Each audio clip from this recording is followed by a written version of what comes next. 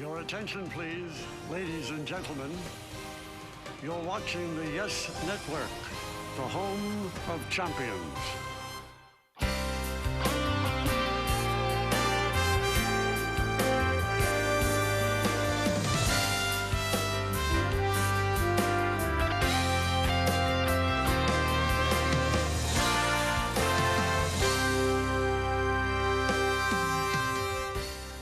Well, welcome to another edition of Yankee Classics.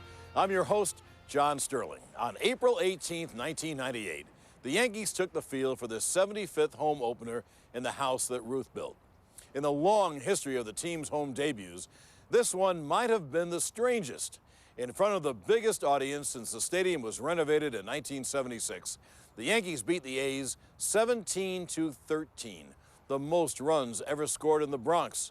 The game was so wild, it took almost 3 hours to get through the fifth inning. All in all, 10 pitchers took the mound for both teams, and it would have probably been more if the managers could have found anybody else to put in. Now, if you're a baseball purist, discretion is advised, but this game should be a lot of fun to watch. Michael Kay and myself were on hand for the call. We kick off opening day in Yankee Stadium before a full house. And Cone deals. Fastball is high, 1-0. David Cone is among the closest friends we have as a player on the ball club, just for Mike and myself. The 1-0. There's a strike. And boy, does he want to win this game. He's knocking himself for his last outing, although actually pitched a pretty good ball game. But boy, is he ready today. You know that David Cone is such a gamer, such a competitor. The 1-1 is low. He wants to win this game before this big house. And one more thing, you know, all the stuff that went on, the fuss and feathers of last week.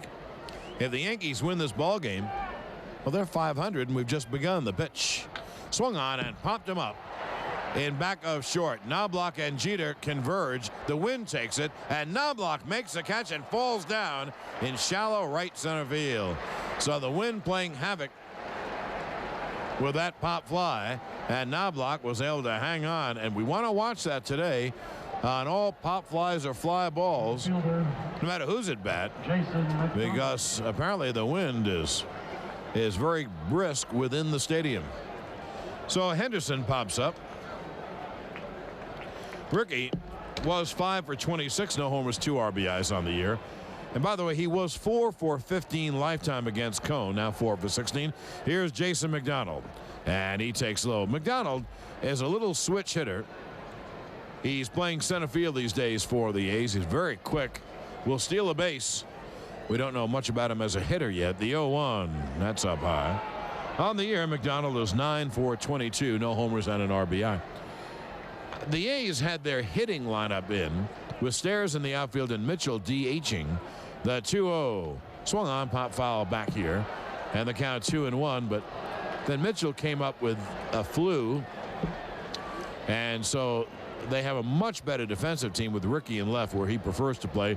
McDonald in center and Stairs as the DH. Ben Grieve is the right fielder. It'll be a 2-1. McDonald bluffs bunt and takes low, and the count 3-1. It's a very cool day, and the sun has been hidden behind the clouds, make it even a little cooler. But everyone's dressed for it. The 3-1 of McDonald is swung on and popped him up to shallow center. Jeter back on the outfield grass, dancing around, makes the catch, and they're 2-away.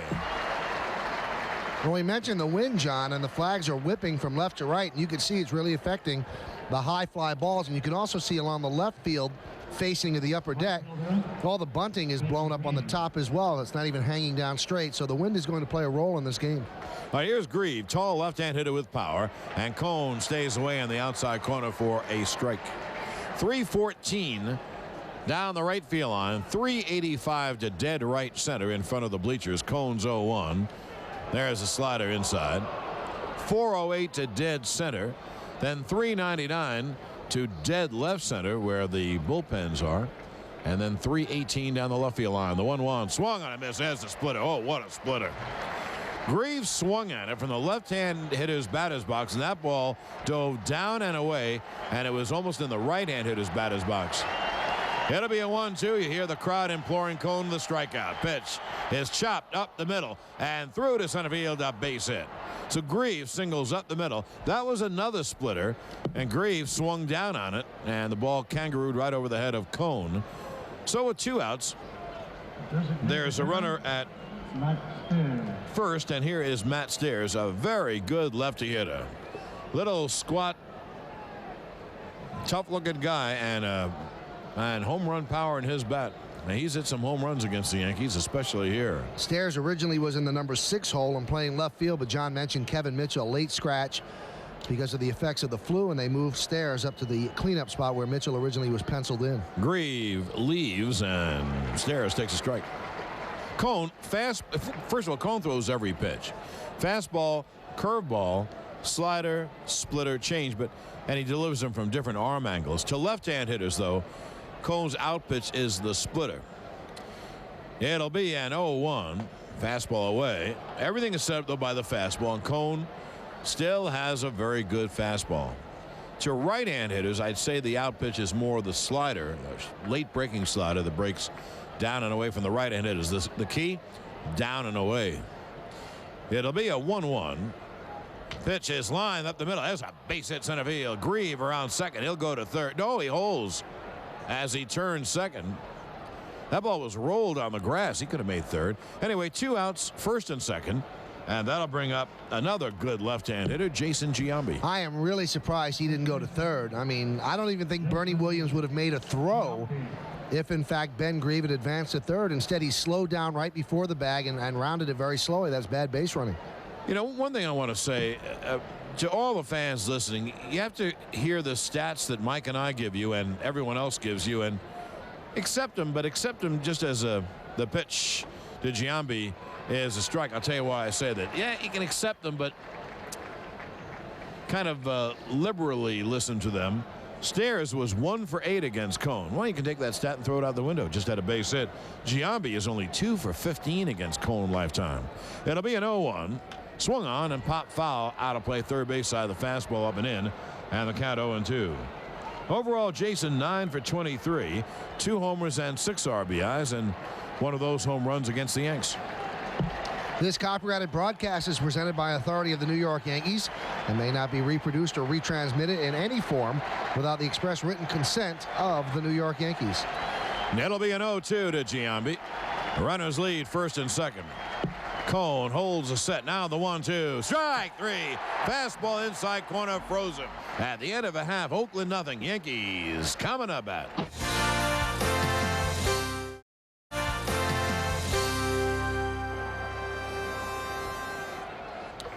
Haynes deals, and there's a strike.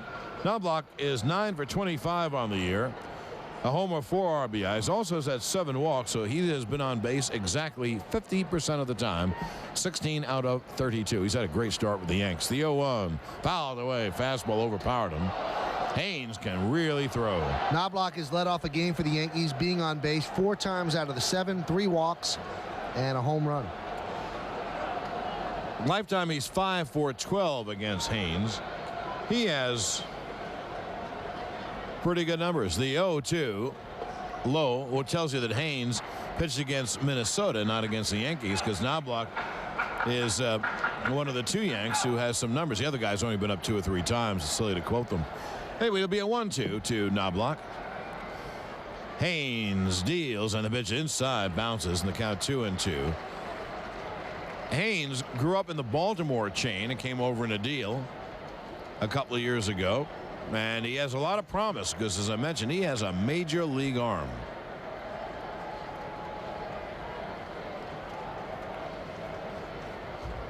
Jimmy Wayne Haynes, 25 years of age, from LaGrange, Georgia. Pitch is low.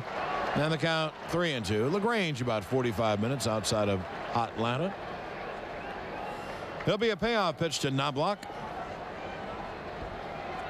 They play Knobloch a step toward right field. The 3-2.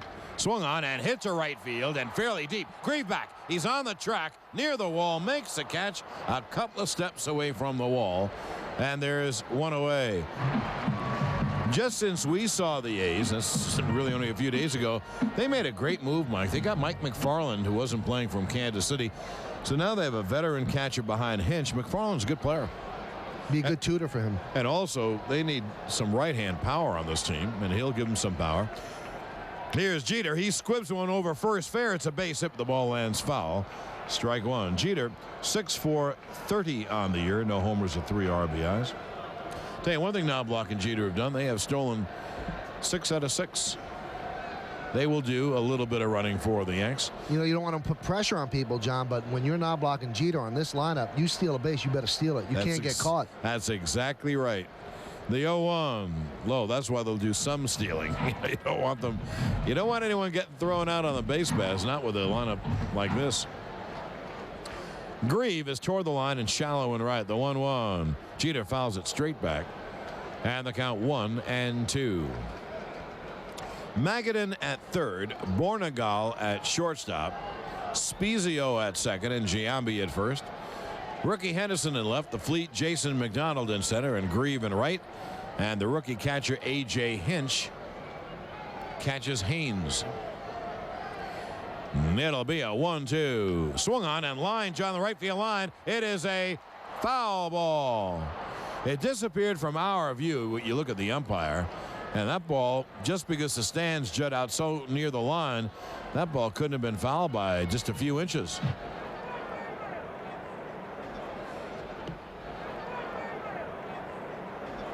The 1-2 is low. They're courtside seats. They are courtside seats.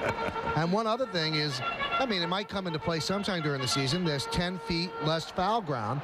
So you might have a couple of points on your average if you're a Yankee. A couple of pop-ups that would be caught. They'll be on the screen. The 2-2. A ground ball to the right side, fielded by Spezio. He throws to Giambi 2-way. Well, someone was saying, yeah, it's too bad he's not here for a whole year because Wade Boggs would love those seats. Wade Boggs, I think, wants the seats to start right at the foul line. He doesn't want to have a foul pop-up at all and lose the points. But he played in a great place at Fenway Park that has very little foul ground. And right here, this doesn't have much foul ground either.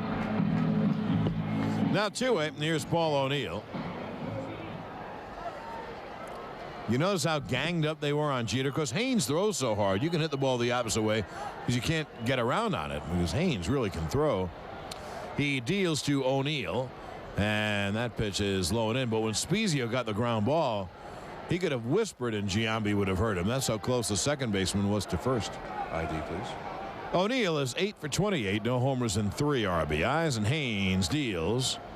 There's a strike of the knees on the inside. The count 1-1. And one other thing, John, usually the seats behind home plate were a haven. You didn't have to worry about foul balls. Well, now there is no screen over those seats, so a pop-up you could catch. There's just a screen behind the plate.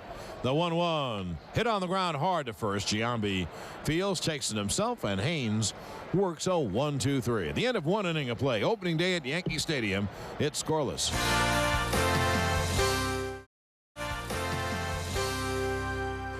We go to the second inning, and here is left-hand hitting Dave Magadan against Cone. And Mags takes strike fastball at the knees on the outside. Magadan, a plain old good hitter, good line drive hitter, 4 for 14 on the year. And lifetime, he's 4 for 9 against Cone. Not a home run hitter, line drive type hitter, and Magadan takes low and in, and the count 1-1. It's not a strict platoon. They want to play Mike Blowers a lot at third, much better third baseman than Magadan, but you know, then you go to a big ball game like this and you have a right-hander like Cone, much better to have Magadan play. The 1-1 swung on and line foul down the left field line, out of play.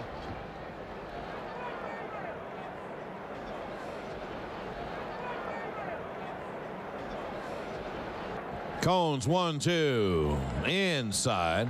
Now that was a fastball in. So if you're Magadan, it makes you think about that to respect the inside corner because you know Cone probably throws the splitter down and away. The 2-2 fastball, strike 3 inside corner. See, you get Sterling thinking, which is something I can't do, and I think I've proven it over the years. And that's what Cone may have thought. Okay, he's going to look away. I'm going to bust him inside with a fastball. What a pitch. That's why baseball is so great, because they're all trying to outthink each other. And you always wonder, should I take that next thought step or should I kick back and say he's not going to think that far ahead? Here's Scott Spezio. He swings and pops it foul. That's what I was thinking on all those tests. Let's see. Is it A? Well, there's been too many A's. That's right. Too many of those. Of course, it's thrown off if you miss the first one or so. Spezio, a switch hitter, batting left. He's 4 for 24 on the year. And there's a strike on the outside corner of the count 0-2. Cone, in the last few pitches, has thrown vintage Cone pitches, because he throws hard and nails the black. That's a great combination. You can do that, you're in good shape. It'll be an 0-2 from Cone to the switch hitting Spezio. And the splitter is outside. 1-2. Last night, the Yankees had their biggest welcome home dinner of all. It's the 25th annual. Bill Fugazi told us they raised over $400,000 for charities. The 1-2 up high. Now, bring that up. First of all, congratulate Bill and his crew who worked so long and so hard on that. That's a lot of money for the Yankee Foundation. All the monies, by the way, go to charities. Yankees don't keep a dime. But I brought it up for a reason. I would try it out on Mike. It'll be a 2-2. High outside fastball, 3-2. You know, every year it seems, Mike, they break a record here in their largest opening day crowd, etc. I wonder if this is going to be one of them. It is packed. I don't see a spot that isn't packed. The 3-2. High outside, ball 4. So Cone trying to nail the outside corner. Missed. Spezio draws a walk. Now here's the right-hand hitting rookie catcher A.J. Hinch. Well, there's 40 more seats, we know that, than there ever been before, and it looks like they really shoehorn people into the bleachers. I wonder if this is an SRO, but from what I heard, these tickets went very quickly. Right when the ticket office opened, opening day tickets were gone. It is a special day. I'm kind of amazed. This fusion of holidays. It's Passover and Good Friday, but they're jammed here at the stadium. Here's A.J. Hinch. He takes a fastball high. And the count 1-0. Baseball, I guess, is an all-encompassing religion. It is indeed. And this is, as you say, the cathedral for baseball. It'll be a 1-0 with Spezio taking his lead. Cone deals, cut on a miss. Hinch is 5 for 18 in his rookie year. No homers and 2 RBIs. It'll be a 1-1. Caught on a missed. Salary time? No, it really was because of the expansion draft. If they would have put him on the 25-man, they would have had to protect him. Now, of course, they would have, but they might have lost somebody else that they didn't want to. So what they did was they brought him up, John, and had him travel with the team and see how the major league life goes, just so he could get acclimated, but he never got on the field. And it'll be a 1-2 to Hinch. The pitch swung on in line. There's a base hit left center field. Bernie cuts it off in the gap. Spezio around second. He'll go to third easily. The throw properly goes to second to hold the base runner at first. And the A's have first and third, 1 out. Cone wanted a little bit further outside. It tailed over toward the outside part of the plate, and that's why Hinch was even able to reach it. You know, sometimes pitches do tail back and become hittable. The pitch to Bornegal's high. Rafael Bornegal, the shortstop, he's kind of filling the spot till Miguel Tejada is ready. Tejada and Grieve are the 2 big prospects in this system.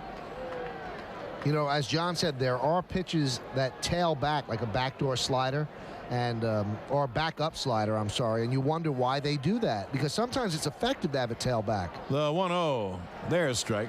But just as pitch's movement is great, but sometimes the movement hurts you because it would tail back into, let's say, the fat of the bat. Well, everybody would love to throw a backup slider, though, and I asked them, a couple of the Yankee pitchers, well, how do you throw it? And they said, we don't know. You do it, and you don't know why it happened, and you can never recreate it. If you try to recreate it, you'll hang it. The pitch. Strike on the outside. The count 1-2. Well, there's no question what Cone wants now. Now, here's a spot when you really want the strikeout, and he has Bornegal 1-2. And, of course, for Bornegal, he has to forget about taking a big cut. He's got to put the bat on the ball. He's got to put it in play. Runners lead, first and third, 1 out, top of the second, no score. The 1-2 is blooped to center field. It is a base hit. Scoring is Spezio. Hinch stops at second. It's a ribby single for Bornegal, and Oakland takes a 1-0 lead. And that's another good job of hitting. That ball was down and away, and Bornegal just dropped the bat head on the ball. Well, here's Ricky Henderson. That's why if you make contact, maybe something good will happen. And happened right there. Hinch at second. Bornegal at first. Raphael had been 3 for 15, no homers or RBI, so he gets his 4th hit, his first RBI, and Oakland has a 1-0 lead. Cone deals. Ricky takes up high, and the count 1-0. So Cone struggling a bit in the first 2 innings, has given up 4 hits and 1 walk. Now David deals 1-0. There's a strike. It'll be a 1-1 to Ricky. Infield back looking for 2. Cone holds the set. Now deals. Fastball high, and the count 2-1. They play Ricky just about straight away. Bernie Williams maybe a step or 2 toward left center. O'Neill playing off the right field line. Curtis off the left field line, which you have to do in Yankee Stadium because the outfield is so big. You have to give up the lines. Here's the 2-1. Fastball again high, and the count 3-1. Ricky, as you know, does not swing at a lot of bad pitches. Ricky talking to himself at home plate, and you can see he's making hand motions as if to say, make the pitch be down. Don't swing at the high pitch. So far, he's laid off. The 3-1. There's a strike on the outside corner, and the count 3-2. That's a tough pitch on 3-1. Oh, that is a tough pitch. You know, let's face it, Mike. He misses that and bases a jam. Now let's see if they have the runners going. Hinch from second and Bornegal from first. The stretch. They play it safe. The 3-2. He struck him out swinging. Henderson had a weak hack. Had a slider on the outside corner. So they're a 2-away. Cone's 3rd strikeout, and here is Jason McDonald. Funny seeing he swings at the pitch, and he's very late. Then he looks at Cone as if to say, where did that come from? I mean, he had a lot of giddy up on that fastball, and then he turns around and he asked Ken Kaiser, was that a strike? And I don't think it was a strike. I think it was a little bit outside, but it was a good fastball. McDonald popped to short his first time. Switch hitter batting left. Cone deals, and the pitch just missed the outside. The count 1-0. Yankees made a mistake there because Derek Jeter was ducking in behind A.J. Hinch at second base to try to chase him back, and Cone delivered the pitch, so the whole left side of the infield was open.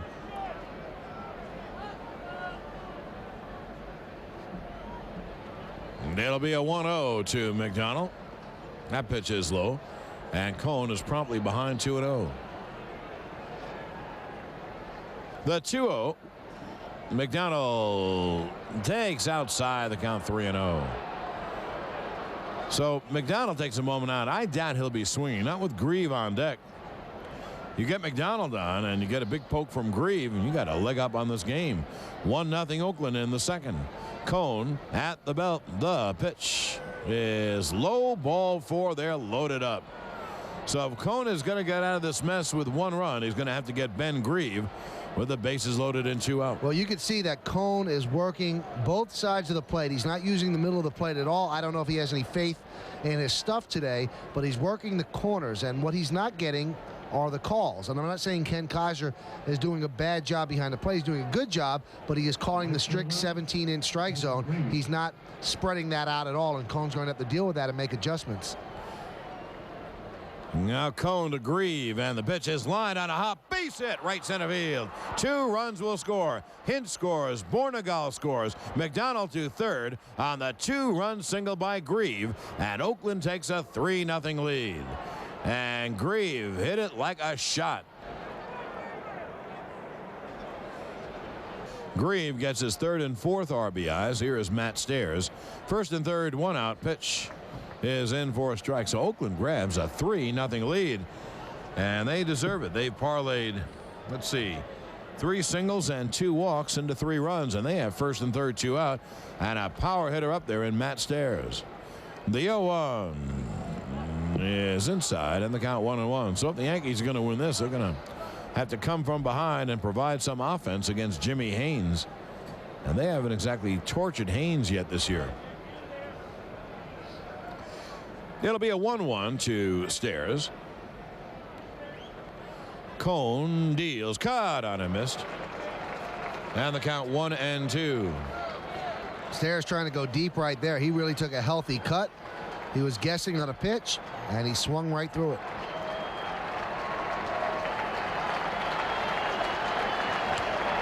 And it'll be a 1-2 to Stairs. McDonald leads off third. Grieve off first. Cone deals, swung on and line to deep right. O'Neill back. It's over his head. One hop to the right center field wall. One run scores McDonald. Here comes Grieve. The throw home is not in time. It's a 2-run double for Stairs. He hit a bullet that soared over O'Neill's head. 2 more runs score, and Oakland has a 5-0 lead. Stairs was 1 for 8 lifetime against Cone. Well, he has 2 hits in 2 innings, so that takes care of the 1 for 8 lifetime. The pitch to Giambi is a fastball high on the count 1-0. Well, Cone has been rocked. You know, you can say, well, maybe the Bornegal hit was, you know, somewhat fortunate, whatever, but others, last couple of hits have been hit very hard. Greaves and Stairs. Anyway, it's 5-0 Oakland. The pitch is a strike on the outside corner. The count evens at 1-1. Well, you mentioned the Bornegal hit and the A.J. Hinch hit. Those are off good pitches. But the base hits by Grieve and Stairs, those were bad pitches. Those were up in the zone. Those were Cone mistakes. Stairs off second. The pitch is up high. 2-1 to Giambi. Well, Cone has had a rocky time in the second inning.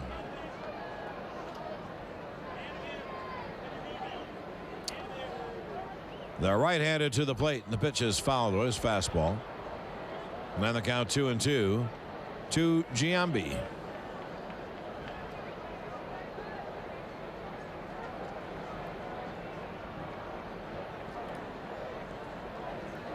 Giambi struck out his first time. 5 in the bank for the A's in the top of the second. Now Cone's 2-2. Fastball just missed inside. Now in the count 3-2. That was the pitch that struck out Magadan. A fastball in under the hands, but this one was just a little bit too inside. So the count goes full. Giambi, the 9th hitter to hit in this inning. The 3-2 swung on and hit in the air to center field. Bernie back, away back in deep center. He's there and makes a catch. And that will end it. But a great second inning for the A's. They get 5 runs on 4 hits and leave 1 out the end of an inning and a half. It's 5-0 Oakland.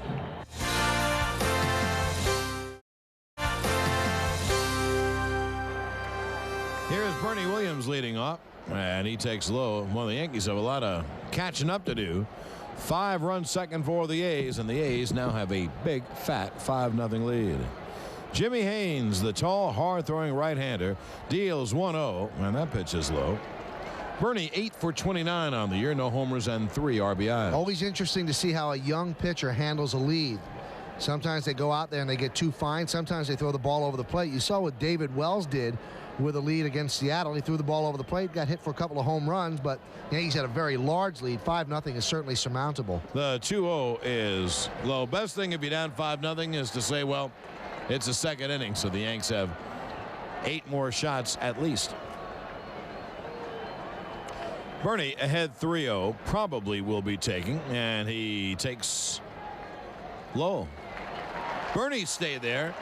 You know, sometimes we say, well, even though the umpire doesn't gesticulate at the plate, he's saying something. Well, he didn't say anything then, Ken Kaiser, because Bernie, and he didn't move. I think he was just being respectful to Kaiser, saying, well, if you want to give him the automatic, I'll stand here and wait. But he didn't get the automatic. And as I mentioned last inning, Kaiser is calling the 17-inch strike zone.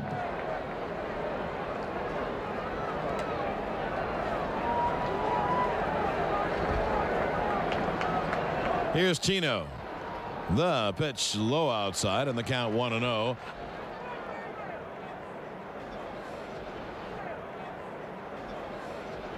Bernie with a lead. Pitch.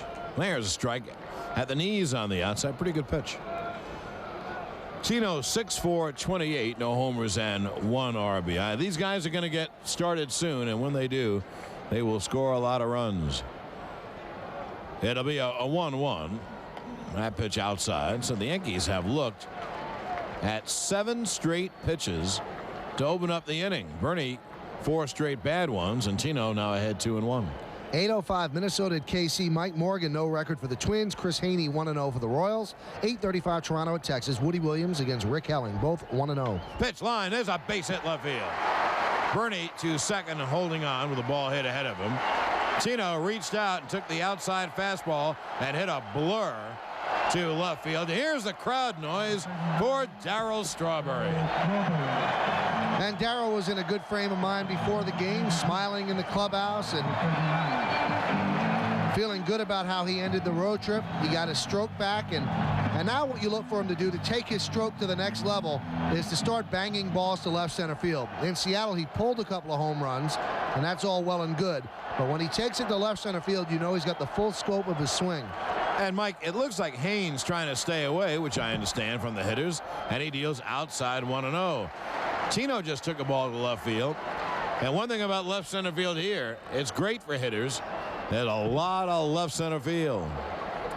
They play Darryl straight away. Bernie off second, Tino off first. Here's the 1-0. He came in with a slider low, and the count 2-0. So Darryl backs out. When you're 2-0, first and second no one out, you can zone a pitch. If it's not where you want it, or if it's not what you're guessing, let it go by. What can happen? It's a strike, so it's 2-1. So Darryl can really look for something 2-0. Yeah, this is a damage pitch right here. Haynes at the belt, the 2-0. There's a strike. Didn't give in. He threw a good pitch on the outside corner. Haynes can flat out throw. He's got a good arm. They play Darryl just about straight away and very deep. Infield back looking for two. The 2-1. That pitch is low. Darryl held up, and the count 3-1. So as Mike would say, another damage pitch. Again, 3-1. You can let it go by if it's not what you're looking for, if you're caught off stride, or if it's a splitter. Also a good run pitch. I don't know if you want to send the runners because Darryl might swing through. It'll be a 3-1 pitch. Low ball four. They're loaded up. So the Yankees down 5 have a great chance to get a couple 3 runs and get right back in the game.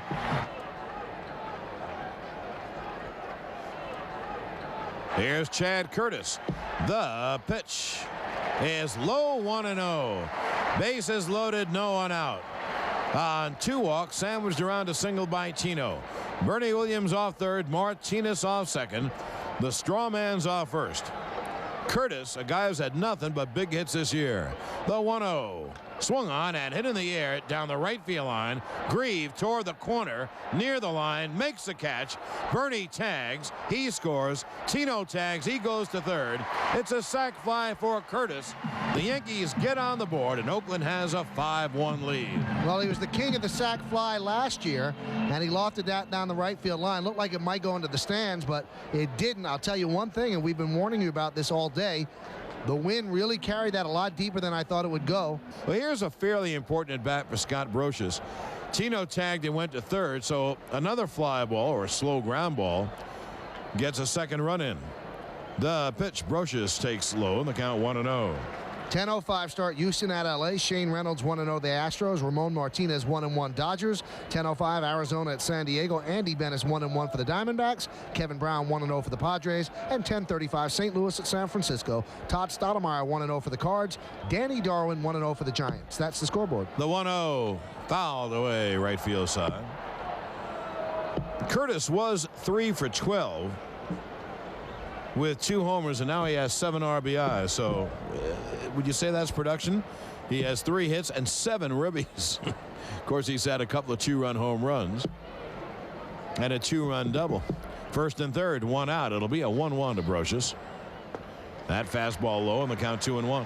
You can find Xerox products at any local Staples, Office Max, Office Depot, or CompUSA stores, or just call 1-800-ASK-XEROX, extension NYY. The extension, of course, New York Yankees, NYY.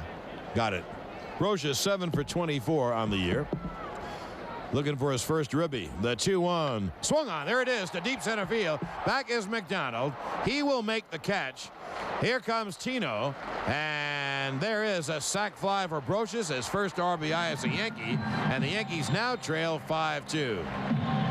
So Brocious did his job. He hit one deep to center field, and the Yankees patting him on the back in the dugout, and the Yankees jump right back in the game, so now they trail by 3, and it becomes a game again. Well, Yankee fans might be a little disappointed because bases loaded and you only get 2 sac flies, but you really shouldn't be, because the important thing when the opposing team puts up a big crooked number, you have to come back the very next inning and put something up, and the Yankees put up a crooked number of their own, so that's a big 2 they spotted.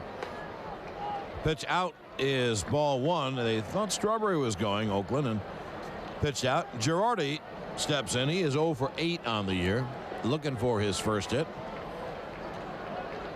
It's not the oddest thing if Darrow does some running. That'll be a 1-0 to Girardi. Haynes deals, swung on in line. There's a base hit to right field. Darrow holds at second, but that is a Girardi hit. An inside-out swing and a line drive the opposite way to right field. So 2 on and 2 out. And here's Chuck Knobloch. And I bet that our buddy Joe Girardi is happy about that hit, huh? I was about to say that. You know, he started the season 0 for 8, and Jorge Posada started 4 games in a row. And really, Girardi didn't say a word. He handles everything with class and elegance because that's what he's about. And he said, hey, I'll get my playing time. He said, I hit in streaks. Right now I'm slumping. He said, but when I start to hit, they'll keep me in the lineup. And that's the way to handle that. Knobloch flied to right his first time. He is lifetime. Good numbers, 5 for 13 off Haynes. Takes a breaking ball strike, and the count 0-1. Well, the Yankees bounced back with a pair after Oakland scored 5 in the top half. And the Yankees are still threatening with Strawberry at second and Girardi at first.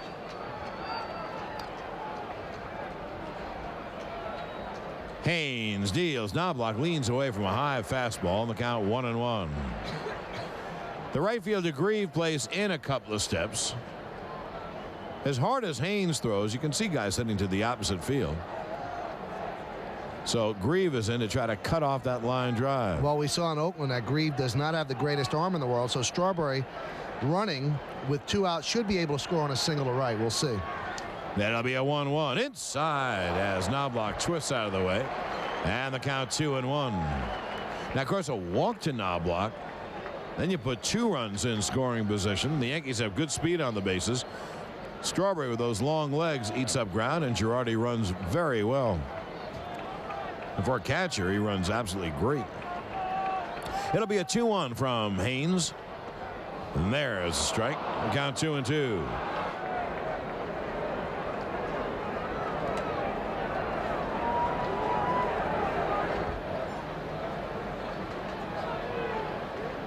It'll be a 2-2. Both strikes to Knobloch have been breaking balls. And it'll be a 2-2. Low fastball, 3-2.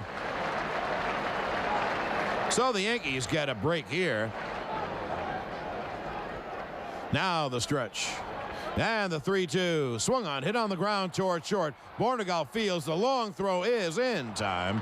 And that ends the inning. Well, the Yankees scratch back with 2. 2 runs, 2 hits, 2 left. And now the end of 2 innings of play is 5-2 A's.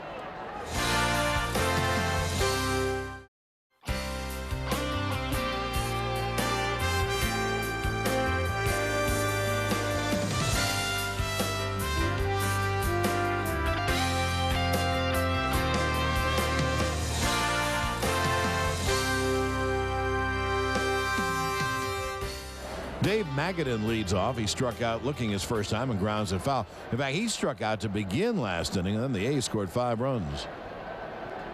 It'll be an 0-1 to Mags, left-hand hitter. Magadan, Spezio, and Hinch. 6, 7, and 8 for the A's. Cone deals half swing and has slided. Did he go? Yeah. Then count 0-2.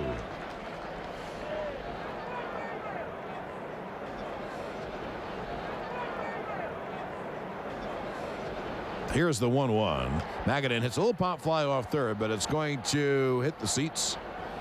And the count 1-2.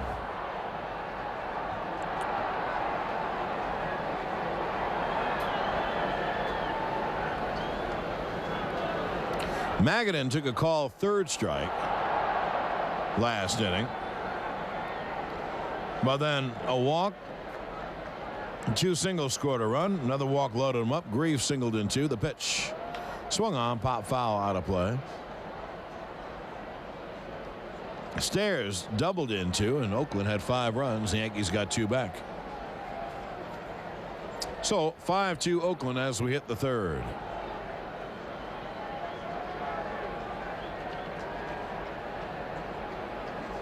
Cones 1-2, breaking ball low, and the count 2-2.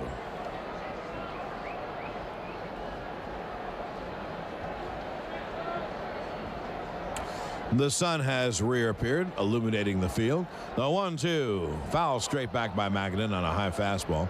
So the count holds at 1-2.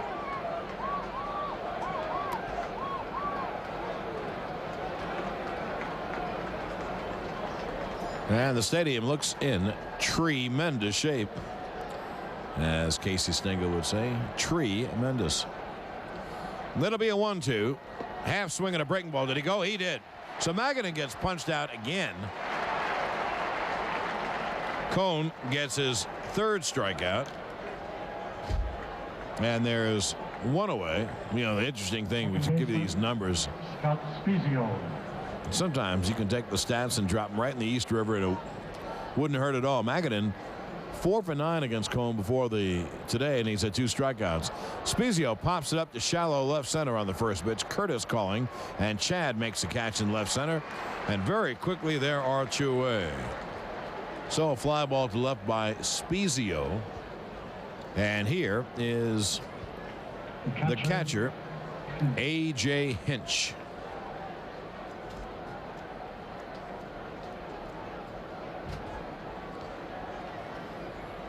Cone deals. Hinch takes a strike.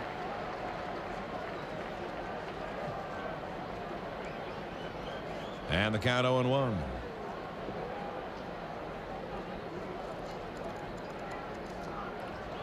There's a strike, and the count 0-2. So answering the bell in round 3, Cone looks very sharp.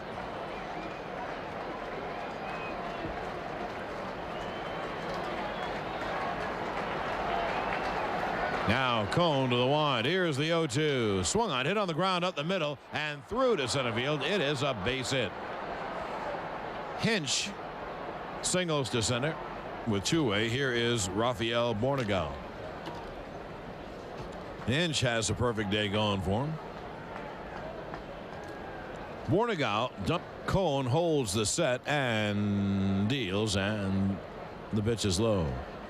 Since the Yankees were in Oakland last, and that was only on Sunday, A's have made a couple of moves. They traded Shane Mack, an outfielder, right-hand hitting outfielder, to Kansas City for the veteran catcher Mike McFarland.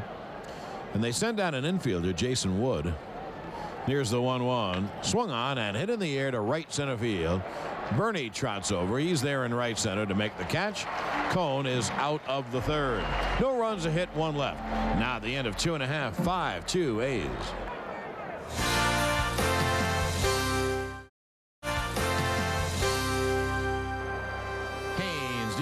Jeter takes the breaking ball low, 1-0. Anyway, they sent down Jason Wood and brought up veteran right-hand hitting outfielder Jack Voigt. So they've changed their team a bit. The 1-0. Jeter fouls it back. I know Voigt was very upset when they signed Kevin Mitchell, because he had made the team. He had a pretty good spring, and then they signed Mitchell, and in 2 weeks Mitchell made the team. And Voigt made a little bit of a comment, you know, I don't understand what I have to do, but he didn't obviously burn bridges and went down, and now he's back up in 7 days. Yes, which happens all the time. It'll be a 1-1 to Jeter. Inside fastball, and the count 2-1. Well, the problem with Oakland is if you look at their ball club, their good hitters are all lefty, and you got to have balance. So the guys like Kevin Mitchell and Voigt McFarland now give them some right-handed balance. The 2-1, caught on and missed, and the count 2-2. Hey, John, you know what we should do in this inning? We should take the fans, the listeners, around that new clubhouse. Oh, absolutely. Well, I was really impressed. I'll tell you what it reminded me of. The 2-2 inside. You know, want to what it reminded me of? Go back a few years to an I Dream of Jeannie episode where she makes everything in the house bigger. They go into rooms and they can't believe that. How did they do this? The rooms are so much bigger. The payoff.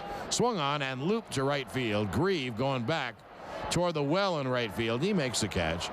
And there's one away. First of all, talk about the main room, which is so much bigger and beautiful and spacious. Oh, wow. They did some job with that. And they put a whole new coach's lounge. And O'Neill takes a fastball high. Now, the room is just so much more spacious and uncluttered and beautiful. Plush carpeting and great lockers and that framework, that grill work. The 1-0 pitch low. You know, the reason why I know the word filigree is only because Mickey Mantle hit a ball off that at the top of the stadium once, and that's how it was called, the filigree, whatever. I wonder what the term really is, but it's that lovely old architecture. It makes it look like Yankee Stadium. The 2-0, way high, 3-0. And we have to give credit Bob Wilkinson, who really runs the stadium in that sense. You know, the grounds crew, he's the boss of everything. And, you know, he designed it himself. And what they did with the Players Lounge is 2 huge screen TVs. And it's a much better place for the players to start their day. 3-0 is a strike. Well, I was more impressed by that than anything. They have very healthy food, a lot of fresh fruit. They have all the newspapers. They have these 2 enormous televisions and beautiful couches. The 3-1 swung on, fouled away as O'Neill fights it off. So that room is different. The main room is different. Joe's office is different. Oh, wow. It's got a player's feel for what they need as well, and that's important, and they did a great job. The payoff is low. O'Neill works his walk. Here's Bernie Williams, John. I found it interesting that during the pregame introductions, Bob Shepard introduced Bernie Williams, who always gets a huge hand, and there were a great deal of boos in there, and I think that might be a portent of things to come as the season drags along. The pitch struggle, though he got great ovations last night. Yes, he did. He got a great ovation today, but you did hear the boos. And you never used to hear boos for him. Yeah, that has to do with salary. Right. Or contract. They want Bernie to sign. We want Bernie to sign for that matter. It'll be an 0-1. Bernie walked and scored his first time. 1 on, 1 out in the 3rd. And that pitch low. Boy, the Yanks taking a lot of pitches off Haynes. And that is not an accident. That's talked about with the hitting coach Chris Chambliss in the scouting report. And of course they saw Haynes last week and they're taking a lot of pitches. The 1-1 high. And it'll be a 2-1 from Haynes. Breaking ball low. It'll be a 3-1 pitch. Outside ball 4. Bernie is on. So one thing the Yankees are doing with Haynes, they're using up his arm. He has thrown a lot of pitches. 10-year-old Lauren Guadino is celebrating a birthday today. So happy birthday, Lauren. Tino takes up high, and the count 1-0. Ought to be 10 again. Ought to be 30 again. 2 on and 1 out. And, you know, Tino, here he is, the tying run. O'Neill off second, Bernie on first. The 1-0. Breaking ball low, 2-0. And boy, are they taking pitches, huh? On the K corner today, Tino said, you know, in that situation in Seattle, I've seen it so many times. He said, I was just hoping, you know, maybe we can get out of this with a tie and go to extra innings, he said. And then when it worked deep in the count to Griffey, he said, well, maybe we can get out of it. Pitch is a strike on the outside corner. You know, Stanton and Joe Torre felt he got squeezed on a call or 2. They thought they had Griffey out. Went to 3-2, and he threw a great fastball, and Griffey just had to fight it off at a pop fly to shallow left, and then Edgar hitting the double play. What an ending. The 2-1 just missed outside. You can see Haynes has said to himself, or maybe Hinch has said, or Peterson has said, stay away from the left-hand hitters, because he is staying away. Tino took a pitch away and buzzed a single to left field his first time. Well, here he is, a hitter's pitch. 2 on, 1 out. And 3-1 coming. Swung on and foul back. And the count 3-2. Had his pitch there. He was a little bit late and fouled it back. It was a fastball up in the zone, but he just missed. The A's have somebody up in the bullpen right now. We'll get the glasses on him and find out. Right-hander is up. They have 2 lefties on their staff. They're holding them back for the later innings. Buddy Groom and Mike Moeller. It'll be a 3-2. Runners go. Pitch is swung on, and there it goes to deep right. It is high. It is far. It is gone. A 3-run home run for Tino Martinez. and the Yankees have come all the way back to tie the game at 5. How about Darryl, though? Darryl stepped out so that Tino could have the curtain call. He's used to that from the Met days. Now here's Darryl, and the game is tied. Pitch is low, so the Yankees fall 5 down, get 2 in the second, and then Tino hits a big 3-run home run to tie it. We have a long way to go. The 1-0 low. You know, Mike, you mentioned that Tino told you the hits will come. The 2-0. High 3-0. Because he knew he was swinging right. Tino has one of those very short swing. He has great swing, let's face it, a great baseball swing. That was a very short, compact swing. The 3-0 strike at the knees, but he generates so much power. Well, that's what being a good hitter is. And that ball jumped off his bat. It'll be a 3-1 to the straw man. Caught on a miss fastball. And the count 3-2. Well, the Yankees 5 down on opening day have tied it. The 3-2 foul back. And that's pretty quick tying. They've tied it. And there's only 1 out in the bottom of the 3rd. Now the 3-2. High ball 4. Well, Mike, I think they'll take him out, but even if they don't, he's not long for today's world, because look how many pitches.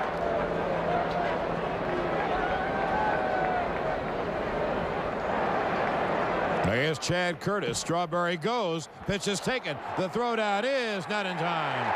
Strawberry swipes second. Mike, look up what the Yankees have done in stolen bases. I bet the Yankees are something like 11 out of 13 or 12 out of 14. And that's the last pitch that Mr. Haynes is going to throw. Here comes Art Howe.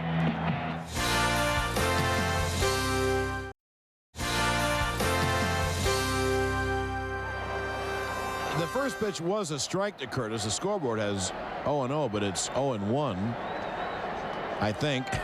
And here's Aaron Small, a tall right-handed, not small indeed. Curtis takes a strike. Strawberry's at second with the stolen base. Yankees have tied it at 5. Haynes goes 2 1/3. 5 runs, 3 hits. 1 a 3-run home run by Martinez. He was done in by the walk. He walked 5 men. He cannot win it. He could lose it if Strawberry scores. Pitch. Breaking ball from Small is low.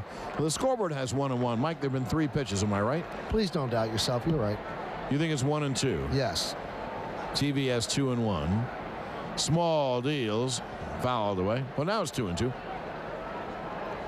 I think it's 1-2. Or it's 1-2. I wish. Oh, it is 1-2. Well, now they're caught up, but there's been 4 pitches. Maybe he did check the swing.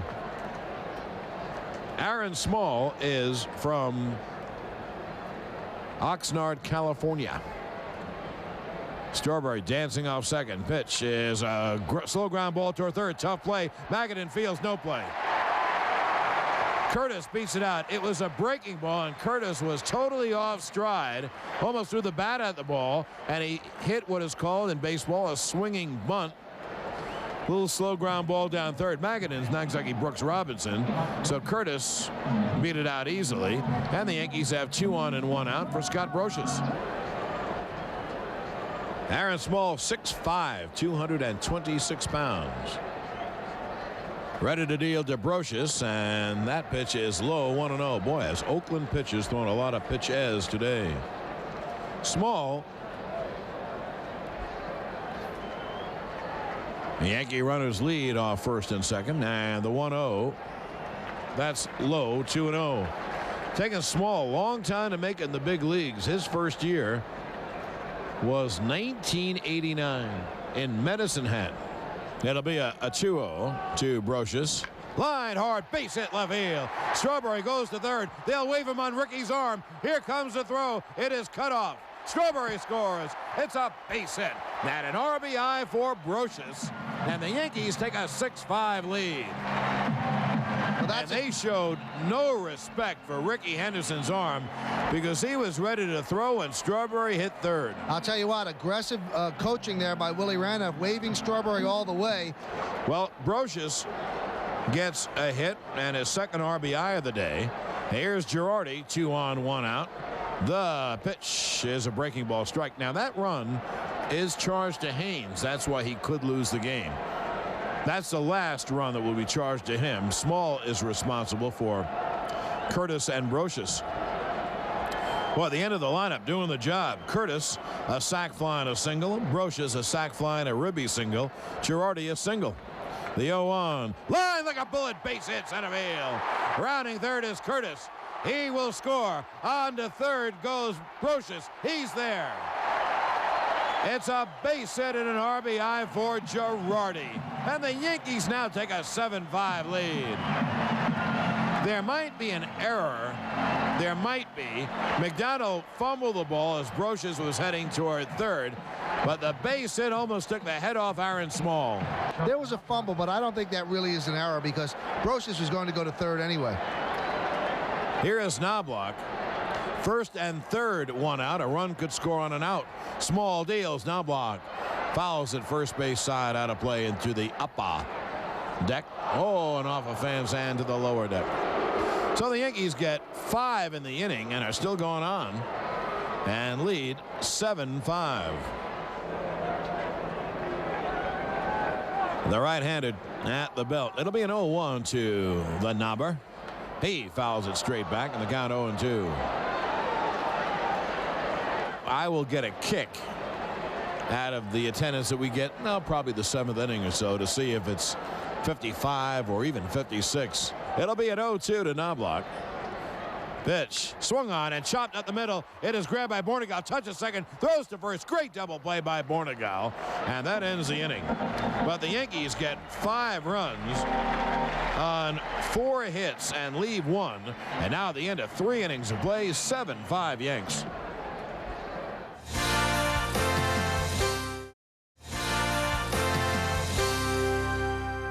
And here's the top of the order for the A's. Ricky Henderson to lead it off. 5 runs, 4 hits, no errors, 1 left in that inning. Cone deals, and Henderson pops a foul out of play. So David Cone has to feel pretty good. At one point, he's down 5-0 in this game, and here the Yankees give him a lead as he hit the 4th, 7-5. That'll be an 0-1. A ground ball right to first, and right through the legs of Martinez. That'll be an error as Henderson reaches first. He brought the glove up before he had the ball, maybe thinking of Ricky's speed, but that was an easy play, and Tino would be the first guy to say, oh, I goofed, I made an error, it's terrible. He just hit a 3-run home run, though, so I guess it's okay. Well, Red Foley's going to be the first guy. He gives him an E3, and you're right, John, that's exactly what happened. He pulled the glove up, and the ball never came up. He was expecting the hop. This game figures to be a battle of bullpens. I mean, how far can Cone go? The pitch is a strike, and one more thing. Joe Torre and Mel Stottlemyre will not let him go very far. They don't want Cone. It's April 8th or 9th, whatever this is. So this is going to be a battle of the bullpens today.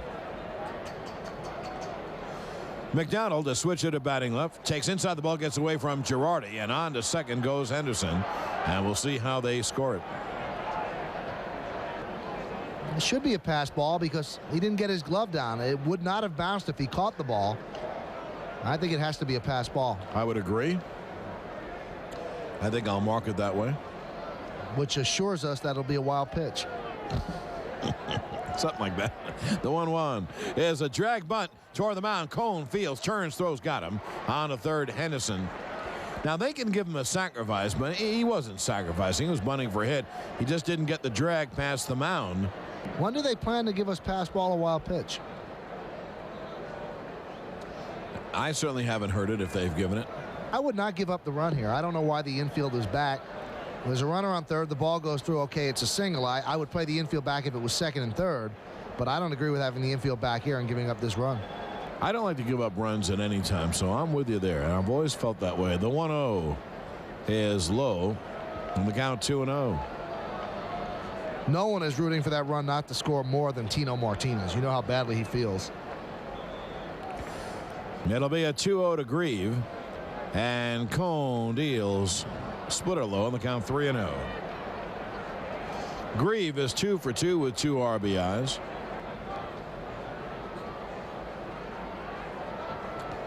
Now the 3-0 way high. So Grieve walks. And there are 2 on with 1 out. First and third, 1 out. And here is a good hitter, Matt Stairs. It was scored a pass ball. Yankee bullpen a little bit short today, John. That's why they really don't want to go to it this early. And, you know, we thought maybe that Joe had lost some faith in Willie Banks the other night when he brought in Mike Buddy, and Willie Banks was very ill. He was in the clubhouse. He missed the welcome home dinner yesterday. He's at the ballpark. He feels awful. I asked him if he could pitch. He said if I had to, I would. But the Yankees are going to try to stay away from him, so they really don't have a long man today. Now the pitch to Stairs is low. You leave spring training and say, how are all these pitches going to get work? And all of a sudden you're saying, gee, who's available for today? They all get work. The pitch got out and missed. And they got 1-1. I mean, it doesn't take long. That was a great pitch by Cone. That was a splitter. And his splitter really serves as a changeup for him as well, because it's got such less speed than a fastball. And then it just drops out right at the bottom. Stairs is 2 for 2. He has singled and doubled and knocked in 2. He hit the rope that soared over O'Neill's head.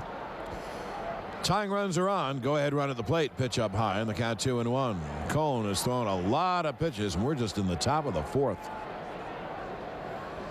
So if Banks can't pitch, then you have Holmes and Buddy, who pitched the day before last, and Graham Lloyd only pitched to 1 batter to get you to the closers. The 2-1 swung on, double play ball to second. Knobloch feeds Jeter 1 on to first. It's a double play. Boy, talk about a pitcher's best friend. Whoa. No runs, no hits, 1 error, 1 left at the end of 3.5. 7-5 Yanks.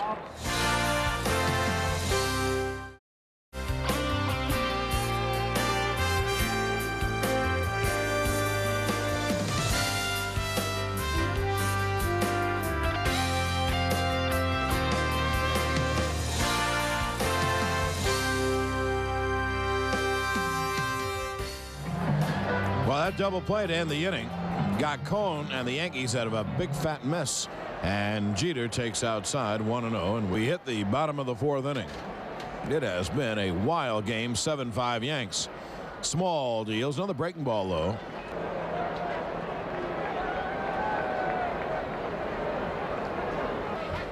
The 2-0 is low, and normally either Chili Davis or Tim Raines. Curtis playing today, but you know, Curtis is a big enough handful for any pitcher. And it'll be a 3-0 to Derek. Small deals. And there's a strike. Jeter is 0 for 2. Oakland got 5 in the second, but the Yankees have battled back with 2 in the second and 5 in the third. Yankees lead at 7-5. 3-1 is low, inside ball 4. Jeter is on.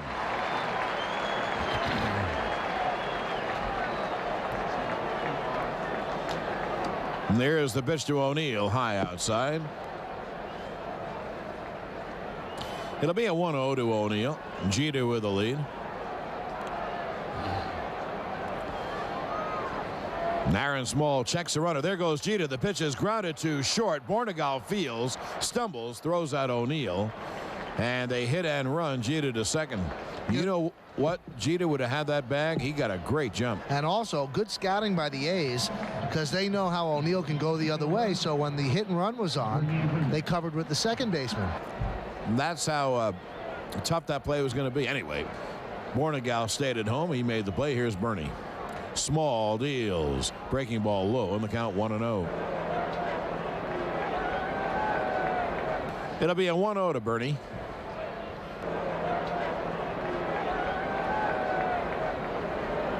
Another breaking ball low. Now, David Cone is only the 4th pitcher over the last 30 years to start for the Yankees in consecutive home openers. I'm going to need the other 3, and for the 2 of those pitchers, you called the games. It'll be a 2-0 to Bernie. Pitch is foul. Catfish Hunter. Wrong. Ron Guidry. That's 1. Okay, who would be good pitchers in those eras who would have pitched home openers that I call? It's only been the last 10 years. How could I not know that? I don't know. But you're willing to find out. The pitch is low, and the count 3-1. Here's a clue. One gentleman was actually the answer to another quiz that we had the last couple of days. Scott Sanderson. That's one, 91 and 92. I'm surprised you can't get the other. I will. I don't know. Oh, of course, the venerable left-hander, Jimmy Key. The 3-1. Low inside, ball 4.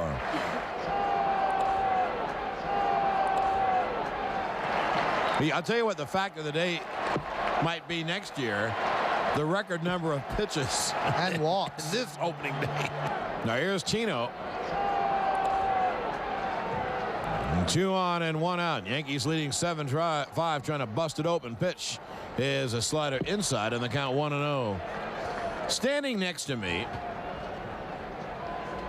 between myself and Michael Kay, and I didn't think anyone would ever get between us. Yeah, right.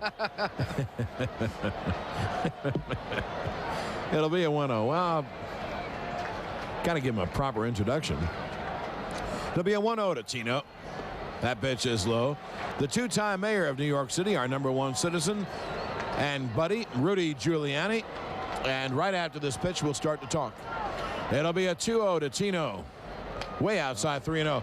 Well, welcome to our booth. It wouldn't be opening day without you. Welcome back, John. Michael, this is terrific. Good to see you, Mr. Mayor. What a comeback, huh? Now, did you give up when it was 5-0? No way. No way. Let's see if they give Tino the hit privilege. 3-0. The pitch. Low, ball 4 there, loaded up. Now, let me ask you this. A lot of walks. Were you a little nervous in Seattle in the 9th inning when Griffin Yes. was... So Yes, was I. that I was a little nervous about. Bases loaded, 1 out. Here's Strawberry. Yankees lead 7-5. They're loaded up. Pitch. Caught on and missed. I'll tell you this. If Strawberry ever hits one, this place will be up for grabs today. Yeah, I think the crowd is ready for something to break the game open. Strawberry has walked twice today. Bases loaded, 1 out. It'll be an 0-1. Swung on and grounded. Base hit. Inside first. Down the right field line. Could be extra bases. 2 runs will score. Strawberry goes to second. He's there. It's a 2-run double by Strawberry. And the Yankees take a 9-5 lead. Strawberry went for 2. I never thought he would, but they have no faith in Ben Green's arm. Yep. Because Ben Green threw about a 15 hopper to second base, and Strawberry didn't even have to slide, so a big base hit for him. He put it right over the center of the plate, too, just like you said. He had to come inside. And now the A's have to bring the infield in. And they do, and they're going to walk Chad Curtis intentionally. So the bases will be loaded for Scott Brocious. Okay, we always have to ask this, and every year we hear, well, later. What's the situation? We're with the still here in the stadium? Bronx, right? Still here in the Bronx. And what's the future hold? Well, I hope we stay here in the Bronx. When will a definitive decision be made? Whenever the Yankees want one made. Okay. We're not putting any pressure on them. As long as they stay in the Bronx and New Yorkers get a chance to prove that they really want the Yankees in the Bronx. Uh-huh. I mean, last year, there was good news and bad news. It was a good attendance here. It wasn't a great one. Right. Compared to Cleveland, Baltimore. So with a team like this, you should be able to outdraw most of the league. Of course, they're going to have to modernize. Even if they stayed here, they'd have to modernize. We go around and see one ballpark after another. No question. There needs to be a new ballpark. The question is where. Well, the manager, Art Howe, comes out. That'll be all for small.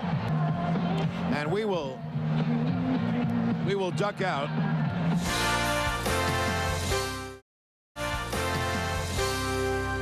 John Sterling, Michael Kay back at Yankee Stadium. The Yankees with another rally have 2 more runs in, 9 for the game. They lead 9-5, bases loaded, 1 out. Jim Doherty deals low. It's the first time we have seen him called a strike by Ken Kaiser, and the count 0-1. He is a rugged-looking, side-arming right-hander, and he faces Brocious, who has hit a sac fly and a ribby single. Yankees have him loaded up again. They lead 9-5. Here in the 4th with just 1 out. Pitch, sidearm, hit on the ground, base hit left field. Beautiful Between third and short. 1 run scores. 2 runs score. It's a 2-run single for Brocious. Boy, has he ever had a first day opening day at Yankee Stadium as a Yankee. And the Yanks now lead 11-5. You like Brocious?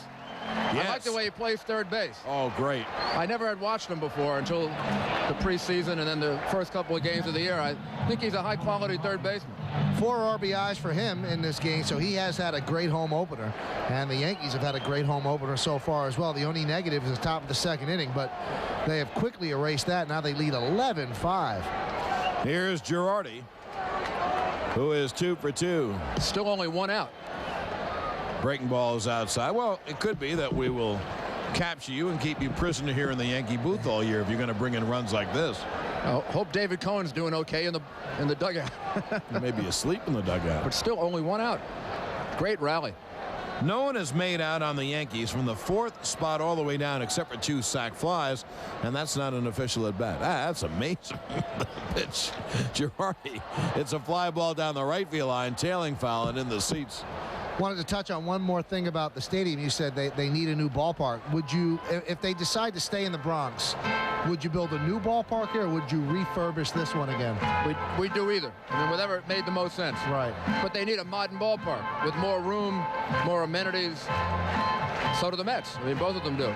All the ball clubs with new ballparks are making a fortune for themselves and for their city. Well, we've seen it on the road. And Seattle has the shell of their ballpark built. That'll be ready in another year. Girardi swings and scoops it foul. Right field side and out of play. Would you feel comfortable using public funds for that, for both stadiums? stadiums? We negotiated with them. We did. I mean, New York City built Shea Stadium and the modern Yankee Stadium. It's a question of a negotiation. But the city should participate in it. It'll be an 0-2 to Girardi. Pitch is hit on the ground at first. Off the glove of Giambi, and everyone's safe. It rolled behind him. We'll see if they scored hit or error. It took a bad hop. So I can't call it a hit yet, but the Yankees have the bases loaded again with 1 out. One thing I want to say about attendance. Now, I know you know this, Your Honor. Attendance is not completely relevant. It has to do with the monies, the handle that the ballparks produce, because those ballparks, they not only outdraw the Yankees, but the Yankees have, 15 suites, and Baltimore and Cleveland have 100, well, that's sure. And a new ballpark or vastly modernized ballpark allows you to double or triple the number of luxury boxes. They call that an era. So bases loaded, 1 out, and here's Knobloch. And he takes a break. Girardi has a hot bat today. Looks like he's really handling this whole thing with great class, I think. Kind of moving down to the number 2 catcher because Posada is so hot. Indeed, but it's nice to see him hitting. And what a great day he's had. Well, they've all had great days. The Yankees hit 11-5, bases loaded, 1 out. The pitch, Knobloch takes low. Do you think Jersey's still in play in there, Mr. Mayor? I think it's going to be New York City. One place or the other, right? Well, that's good news. The 2-0. Inside 3-0. I got here at 9:30 this morning because I did my radio show here, right where you are. I know, you had your cup of coffee here. And the excitement was unbelievable. It was like the first game of a World Series today. Bases loaded and 1 out. Another bad pitch will force him to run. The 3-0. There's a strike. Doherty sends one in. Amazing. That's my son Andrew. I see Andrew on TV. He's on TV right now, looking much happier. It'll be a 3-1 to Knobloch. He's 0 for 3 on the day. Doherty deals foul straight back, and the count 3-2. Now, you know that sometimes things take a little longer in New York. You have to cut through a lot of red tape. Let's say tomorrow you guys agree what's going to happen. How long would it take to build? Realistically? Yeah. 3 to 5 years. Really? Right, depending on how complex a project it was. Okay. It'll be a 3-2. Swung on, dribbled down the ground wide to third. The throw goes to second, 1 on to first, not in time. A run scores. So Knobloch bounces into a 5-4 force. Girardi is forced at second. Knobloch picks up an RBI, and the Yankees now lead 12-5. Knobloch's speed helped a lot to get that run. It's amazing. Jeter was out here this morning at 9:45 taking batting practice. Really? By himself for about a half hour. Jeter hits a ground ball to second, fielded by Spezio, throws to first, and that'll do it. Yankees get 5 at the end of 4 innings. Yanks 12 and Oakland 5.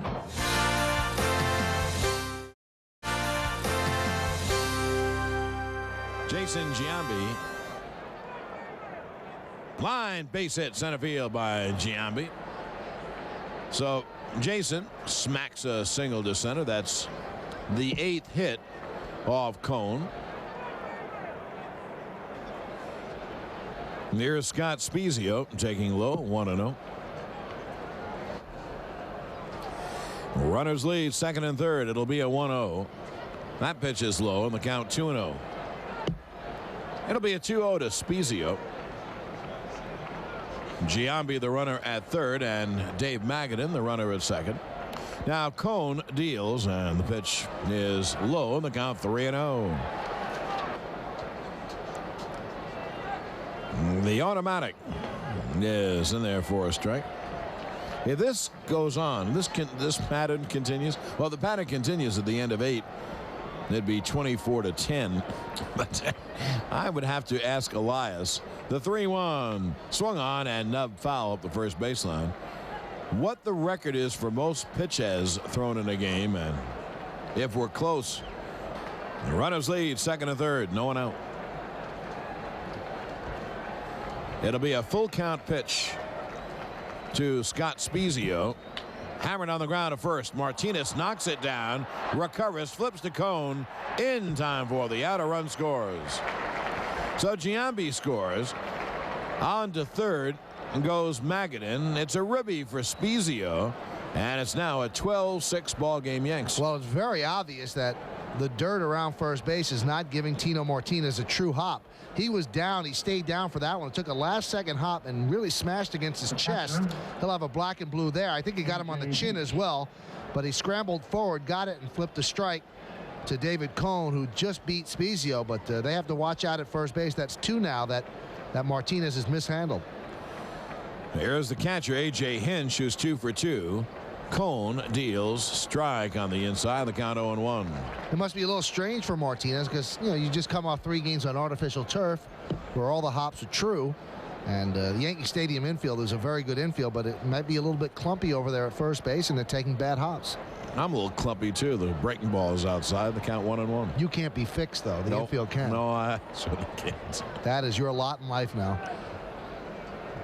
Magadan off third. Cone ready for the 1-1, and Hinch lines it foul down the right field line out of play, and the count 1-2. You know, that's a sobering thought that the mayor gave us. You know, you decide any ballpark, and in New York you've got to run through a lot of things. 3 to 5 years. Other places it gets done in 2. Seattle's going to be done in 2. Milwaukee done in 2. And all the other ballparks were done in 2, but you can't do 2 here in New York. It's just too hard. It's like going cross town. The 1-2 outside. The count 2-2. I have the feeling, John, and I don't know if you agree, that I think the mayor would rather keep it here in the Bronx. Right. I think the Yankees would rather go to Manhattan. Right. I couldn't agree more. I mean, the Manhattan site is really a gold mine, but there's a lot of inherent problems there. The 2-2 is hammered. Base hit between third and short to left field. Magadan scores. Hinch has his 3rd straight hit, and the Yankee lead is now 12-7. Let's say Bornegal gets a base hit here. I don't know if Torrey's going to let him get the 2 outs. I think, Mike, the pitch is a strike. Now, I think if he got Bornegal and Henderson reached, he'd let him go after McDonald. But I think to stay in the game, he's got to get Bornegal, and I think Joe would love to get David the win by going 5. First of all, they have to hold on to the lead. The 0-1 is line. There's a base hit to center field. On to second goes Hinch, and now we'll see if Torrey comes out. So the A's have 2 in, 2 on, and here's Joe, and that's it for David Cone, and we were right. And it's got to be a tough call for Torrey. You know how he feels about Cone, but David Cone had very, very little. Now he'll jog off, but the crowd still gives him a hand.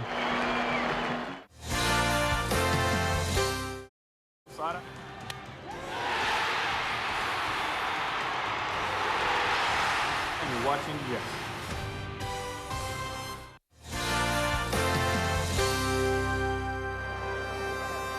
You know, Mike, the Yanks have been given a lot of walks. A's have out hit the Yanks 11-8. They trail 12-7. 2 on, 1 out. Rookie takes a breaking ball, strike.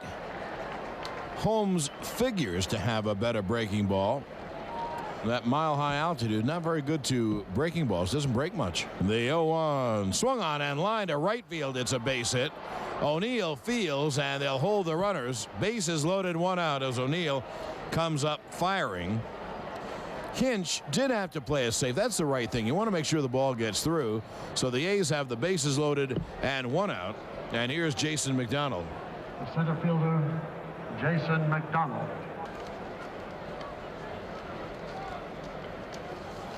And Oakland is within one big hit of getting right back in the game. And they're down by 7 runs a moment ago. Holmes deals, and the pitch is outside. I'm not saying the grand slam. I mean, if you get a double, knocks in 3 runs, well, you're down 12-10 midway through the game. When you get a single, it's 12-9. Absolutely. So this is one of those days.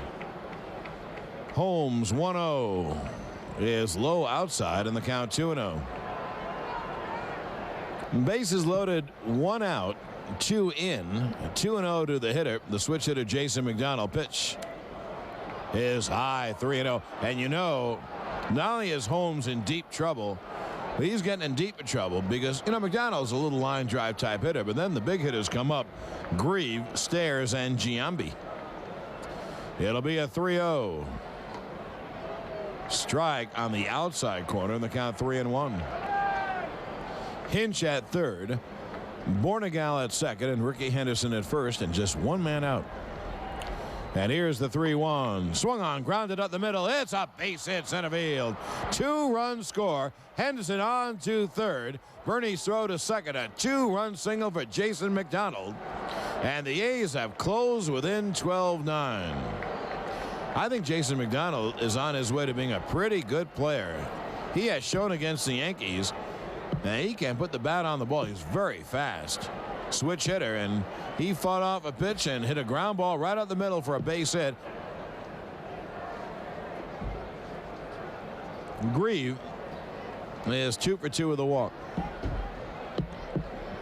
Darren Holmes deals, and there's a strike. Mike, I kidded when you were out of the booth for a second that if this goes on, I'm going to ask Elias what the record is for the most pitches in a game. It's not, how many pitches have been thrown in this game? Well, how about runs for an opening day game?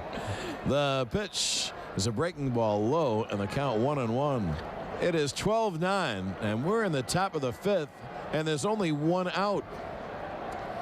Runners lead first and third. The pitch is fouled back. Third base side of home plate. The count 1-2. 9-13-1 Oakland. 12-8-1 Yanks. Yanks, though, have been given 9 walks. Strawberry a 2-run double. Martinez a 3-run home run. The 1-2 breaking ball low. And the count 2-2. They have 2 pretty good young players in McDonald and Grieve. And they've got a couple coming up in the minor leagues, and really they're just biding their time, but they think that those young kids are going to re-energize this organization. It'll be a 2-2. The pitch. It hit him. Holmes tried to come in with a fastball. He wasn't throwing at him, believe me. He hits Grieve on the shoulder, the front shoulder, and the bases are loaded, and Holmes hasn't gotten a man out. And here comes Joe Torre. It's not going to be against Holmes. Torre with the quick hook, and really, who could blame him? Holmes has not distinguished himself. He gave up a single to Ricky, a 2-run single to Jason McDonald, and then he hit Ben Grieve. So Torre's going to take the ball from Darren Holmes. He'll call on Mike Buddy, and we'll call on our commercial cue. This is New York Yankees baseball.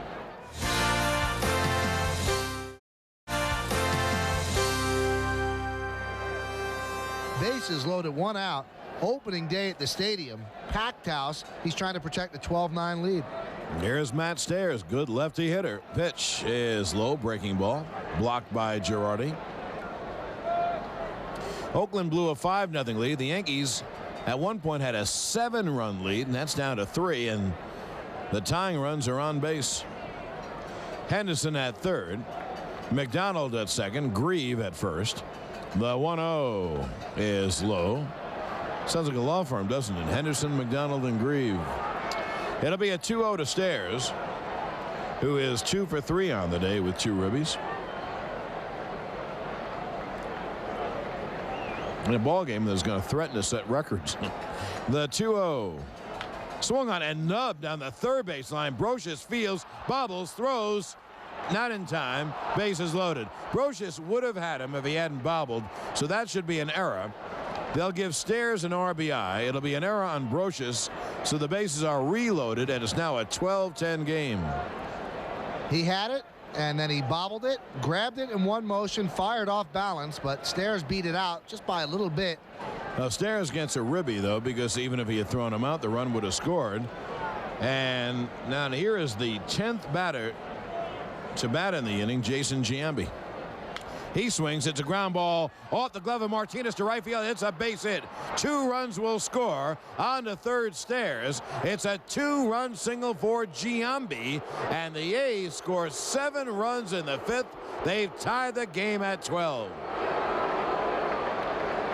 And this crowd of 56,000 plus emptying their lung with boos. And they do not like what's going on. I'm sure Joe Torre doesn't either. 12-12, and we're only in the top of the 5th inning. So the A's put a 7 spot on the board, and they're not even done yet. The Yankees had a 7-run lead coming in, and they have to be fortunate if they get out with a tie. Buddy deals. Magadan swings, line, base hit, right field. Stairs scores. On to second goes Giambi. A base hit and a ribby for Magadan, and Oakland has come all the way back. Down 12-5. The A's now take a 13-12 lead. And what's scary for the Yankees is that there's no one up in the bullpen right now. They are going to let Mike Buddy get out of the jam or even further the damage. The bullpen right now, there's not much to go to. 2 on, 1 out. And here is Spezio, and he takes outside 1-0. What a wild and wacky game this is. Don't you love it when people predict games? That's why you're foolish to bet on baseball. You have a quarter chance, perhaps, in some sport. You don't have any chance in baseball. The 1-0. Swung on and bounced to second. Knobloch fields, goes to Martinez for the out. Crowd gives a sarcastic cheer, and the runners move to second and third. And here in the top of the 5th inning, here comes a very big at-bat in this game from the catcher, A.J. Hinch. Because a base hit would actually give Oakland a 3-run lead. Can you imagine coming into an inning down 7 and coming out with a lead? Oakland's going to do that. Buddy deals. Hinch takes stride. 13-15-1 to 12-8-2. You know, lost amidst all this, that was a very good play by Knobloch, moving to his left, snaring the ball right in the webbing of the glove. That's a big out. The 0-1. Hinch bunts, and it's popped back to the screen. And the count 0-2. Now, the way things are going, you're really doing the Yankees a favor. You try to bunt there, and Hinch 3 for 3. That's a rookie maneuver right there. Just cut and slash. This game, figure it this way, Mike, is only half over.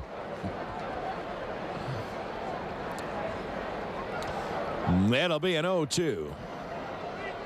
He struck him out swinging. Oakland scores 8 runs. Yep, 8. At the end of 4.5, 13-12 Oakland.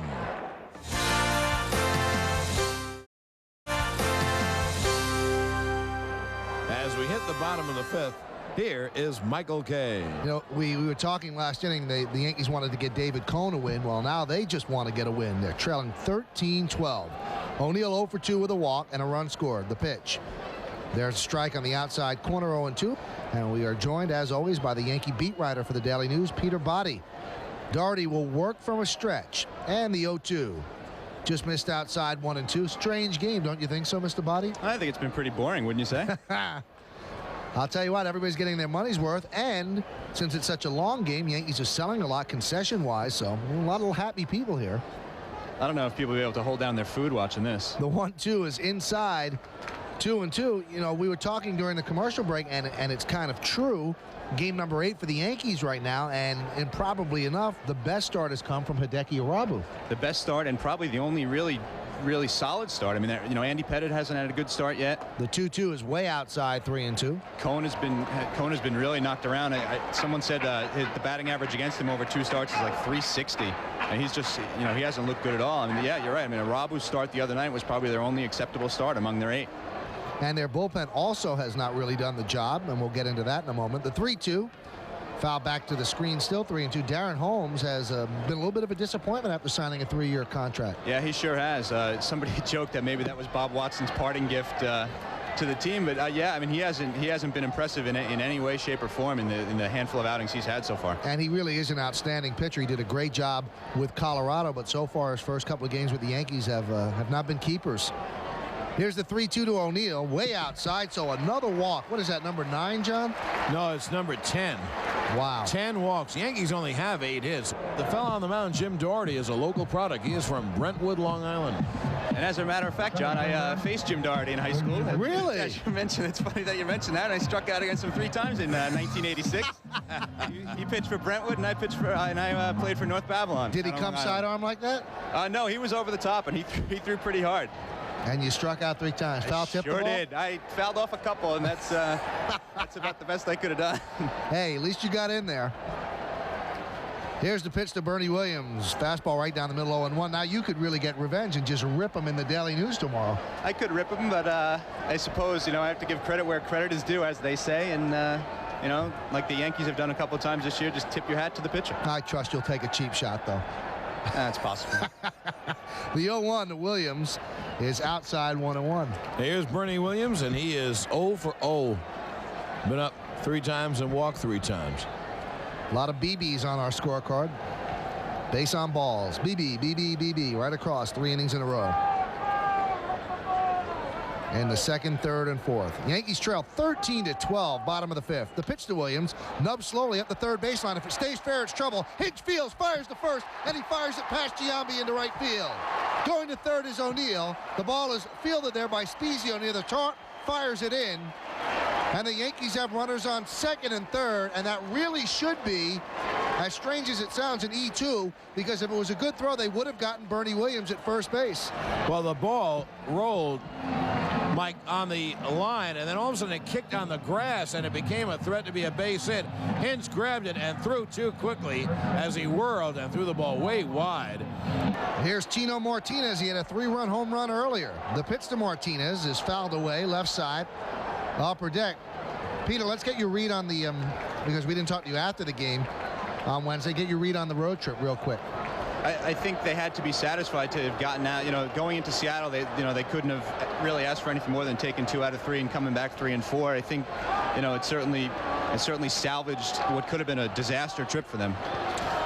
Doherty gets the sign, checks the runners, deals the 0-1, outside 1-1. Peter, I read you yesterday in the news, and you were very complimentary to Arabu, especially because, as you pointed out, we pointed out in the air, he only could throw the fastball for strike. He threw out the pitches, but he just couldn't throw them for strikes. Yeah, he wasn't even close with his splitter all night, and to beat a fastball hitting team like the Mariners. The 1-1 is ripped into right center field, giving chase is Grieve, going back, he can't get it, it's between the outfielders. Grieve fields the ball on the warning track, 1 run scores. Here's Bernie Williams, he scores, a 2-run double for Tino Martinez, and the seesaw now on the Yankees side. They lead 14-13. Well, Peter Body just writing that double down in his book with a grin on his face a mile wide.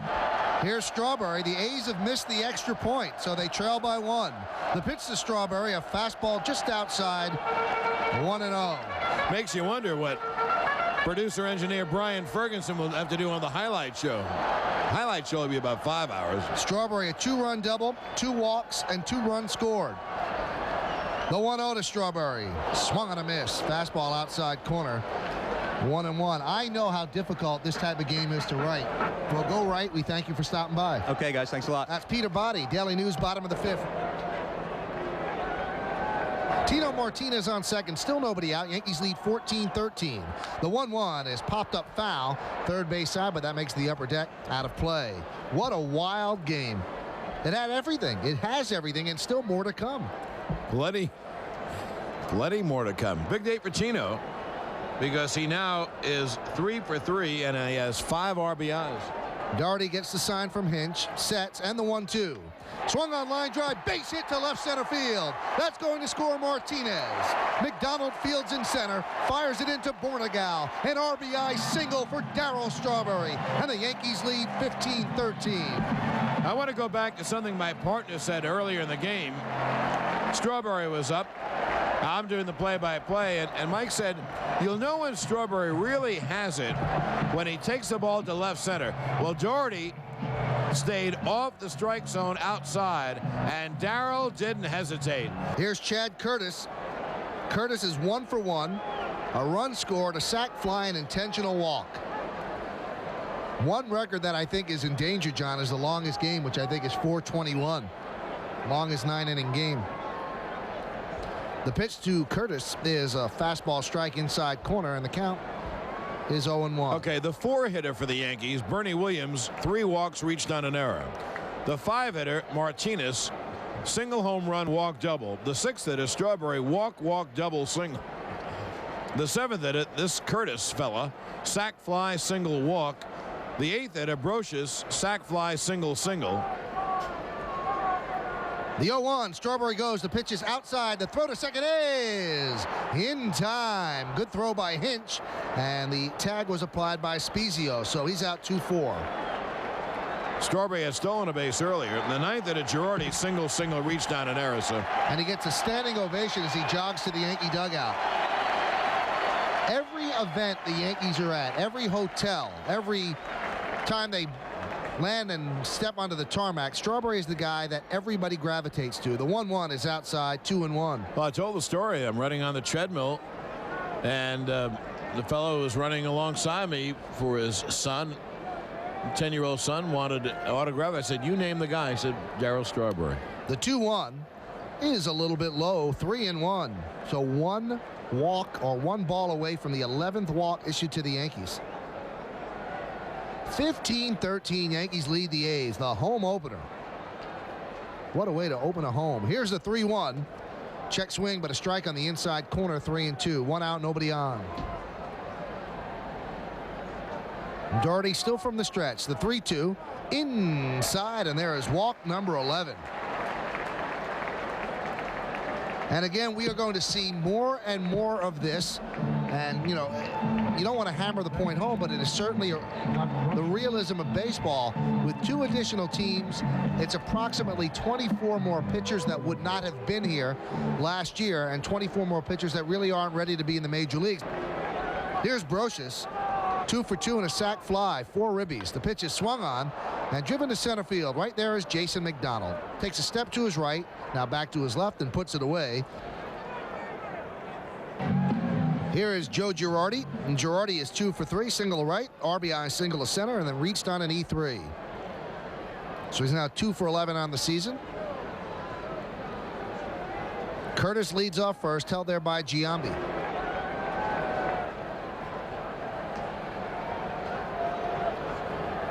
Two hours and 45-minute old. The pitch to Girardi is blooped into left center field. Coming on McDonald, still coming. That's going to fall for a base hit. Curtis made a big turn. They fire behind him, but he gets back to second. So runners on first and second. And here comes Chuck Knobloch. So Girardi gets his 3 hits, and the A is going to go to the bullpen right now.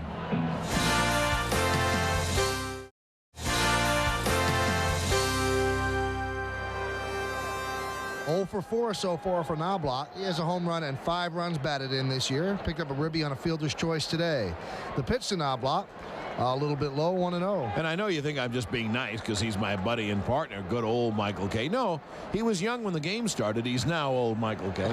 It is unbelievable. More pitches have been thrown today than you'll see in 10 games. 28 runs, the 1-0.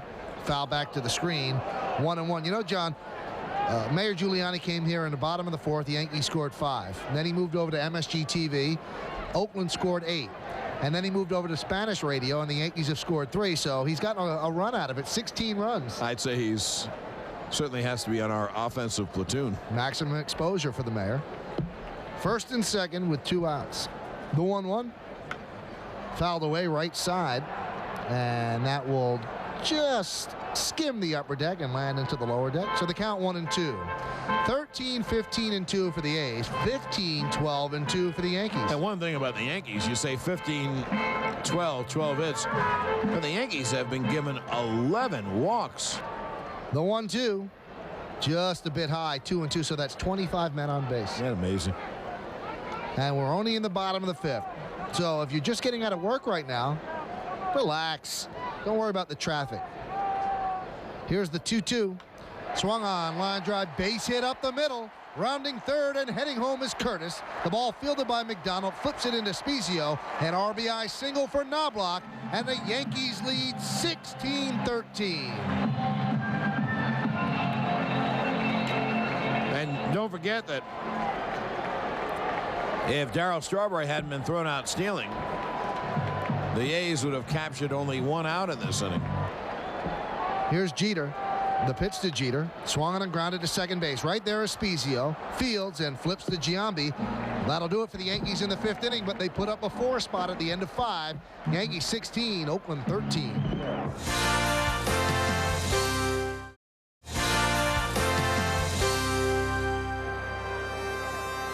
Bornegal leading off against Buddy, working from the stretch, and the pitch to Buddy is a bit outside, 1-0. 16-13 Yankees. Brocious right on the lip of the grass at third. Everybody else straight away. The 1-0 to the righty swinging Bornegal, and there's a strike on the inside corner. It's 1-1.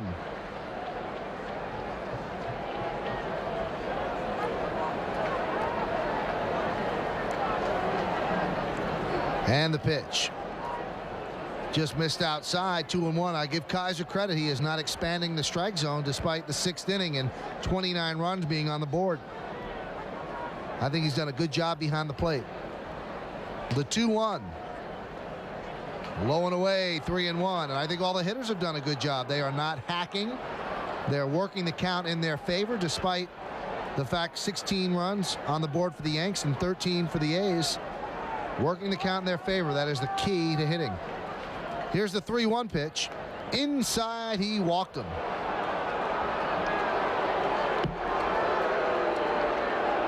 The 16 runs for the Yankees is a Yankee record for most runs scored on the home opener. And here's Ricky Henderson with the runner on first, nobody out. And the pitch to Henderson is low, blocked beautifully by Girardi, and the count 1-0, and the crowd getting restless. Oh, bet they are. Hey, it's just a wild game, and you can't predict this thing. Henderson back in the box. Righty batter, crouched, deep in the box, crowds the plate. The 1-0. Fastball high, 2-0 Yankees.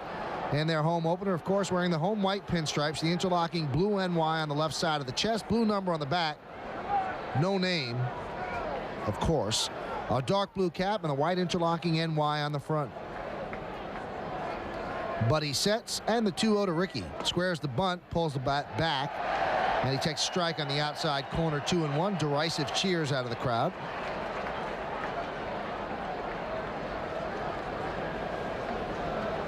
The A's are in their road gray. Oakland in script across the chest in green, outlined in gold. Number on the front of the uniform left side. The 2-1 is a strike. No, they call it a ball on the outside part of the plate. 3-1. They wear a green cap with a yellow A''S on the front. Number name on the back. Same color combo, green, outlined in gold. And they all wear white spikes with green stripes. The runner goes. The 3-1 is swung on and drilled deep to center field. Going back, Bernie Williams still back in right center. He has a beat on it and puts it away for the first out of the inning. Heading back to first is Bornegal. Very surprising they started the runner there. Yeah, I'm surprised. I'm surprised Ricky swung at pitch up, and he couldn't get on top of it. He had a long fly ball, but Bernie ran it down. Jason McDonald at the plate, and he deals. Buddy throws a strike, 0-1. Kerry Wood is, I think he's a right-hander, though, but he is supposed to have a 95-mile-an-hour fastball and a Koufax curve. They call him a combination of Koufax and Clemens. It's well, that ought to be pretty good. The 0-1 pitch, low, scooped up by Girardi, count 1-1. Here's the 1-1 pitch. Grounded softly to second base. Right there is Knobloch. Flips to Jeter, one. Back to first, not in time. McDonald's too quick. But they get the lead runner. Well, that's all for Buddy. So the left-hander comes on, and the Yankees are hoping that Lloyd can use his left-handed slants against all these left-hand hitters and stop them for a couple of innings, and then they could go in the 8th and 9th with Nelson and or Stanton.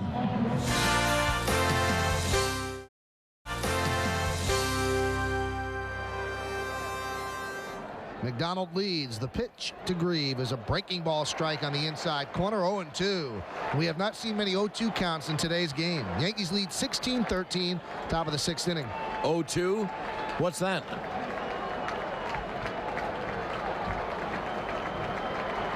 Lloyd deals the 0-2 way outside with a slider, and the count 1-2. McDonald leads at first, held there by Tino Martinez. He goes, the 1-2. Breaking ball is high, no throw. A stolen base for McDonald.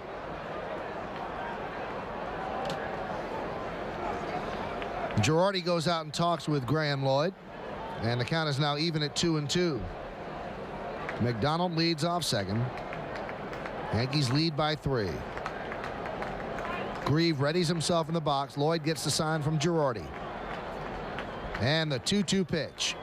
Swung on and lofted to center field. Bernie Williams coming, still coming, on the run. He lunges, and he makes a great catch to end the inning. A full body dive toward home plate, and he picks it off the grass top for the final out of the inning. So the A's don't score. How about that at the end of 5.5? It's the Yankees 16 and Oakland 13.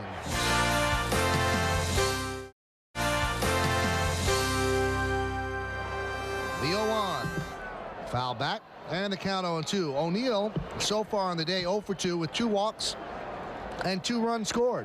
What a play by Bernie Williams to end that inning, huh, John? Oh, that's a fabulous play. He put on the Jets, measured it, dove, and just caught it before it hit the grass. That's a fabulous play. The 0-2. A little bit low, 1-2. And John, how many times does a guy make a great play and come up second in the inning? Well, it's going to happen right now. How many times before that? Chris, whatever has happened in a game has happened today. Matthews sets, and the 1-2 pitch. Line to left field. Going back is Ricky Henderson on the run. He makes the play, moving toward the line for the first out of the inning. So O'Neill did a good job of hitting there, taking the ball the other way. Here's Bernie Williams. Pitch is swung on and fouled off. Right side, fielded by Jose Cardinal. And he tosses the ball into the stands. Switch hitter Bernie Williams goes from the left side, and the 0-1 pitch. Fouled away left side, out of play. And it's 0-2. Bernie is 0 for 1, but he has 4 runs scored. Now that is a strange line. 0 for 1 and 4 runs scored. He walked in the second, walked in the third, walked in the fourth, scored each of those times, then reached on an E2, and he scored that time as well. That was in the 5th. The 0-2 pitch. Hit slowly right side. Coming off the mound is Matthews. Bare hands, fires. And Giambi dropped the ball. He is safe. Let's see how they score that. It might have hit into Bernie Williams. I don't know. But Giambi had to reach his glove into the path of the runner. And I think he was thinking Harmon Killebrew because he could have broken his arm. Well, I have seen that happen to a lot of first basemen. I think they're calling out Bernie Williams because they say he interfered and ran in the baseline. Well, let's see. He is out. How did they score that? Is that the put out for the first baseman? Right. Here's Tino Martinez, and the pitch. Swung and a miss. Fastball up and in. The count 0-1. Martinez, who came into the game hitting .214, 6 for 28, with his 3 for 3, is up to .290. So early in the season, bad starts are very forgiving because a good day gets you right back up to where you should be. The 0-1. Good crackling fastball, but outside the strike zone. The count 1-1. 13 for the A's, 16 for the Yankees. Bottom of the 6th inning, 2 outs, nobody on. The 1-1. Breaking ball low and away, 2-1. Yankees in home openers in their history, 60 and 34 with 1 tie. And that's the best record this century among the 16 pre-expansion era teams. That pitch is outside, 3-1. 2 expansion era teams have a better record percentage-wise in home openers. Toronto 17-5 and Seattle 15-7, but 60 and 34-1, pretty good Yankee home opener record. The 3-1 is a strike on the outside corner. The count 3-2.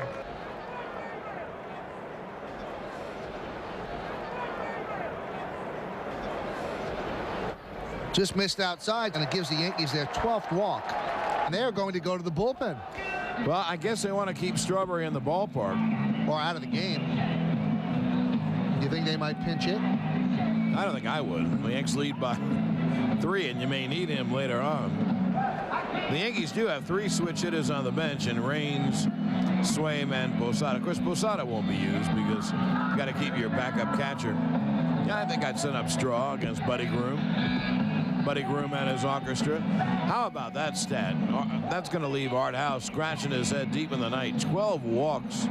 You know, let them hit the ball. Here's Strawberry against the lefty, and the first pitch is a strike on the inside corner. 0-1. Strawberry, 2 walks, 2 for 2, a double and a single, 3 runs batted in, 2 runs scored. Well, if he stays healthy, it's scary to think what he could do. The 0-1 is a strike on the inside corner, a fastball. 0-2. Well, it really is important. Strawberry is really ready for a heck of a year. The 0-2. Breaking ball, strike 3. Strawberry down looking. Good pitch by Groom, and the Yankees don't score in the 6th and leave 1. At the end of 6, Yankees 16, Oakland 13.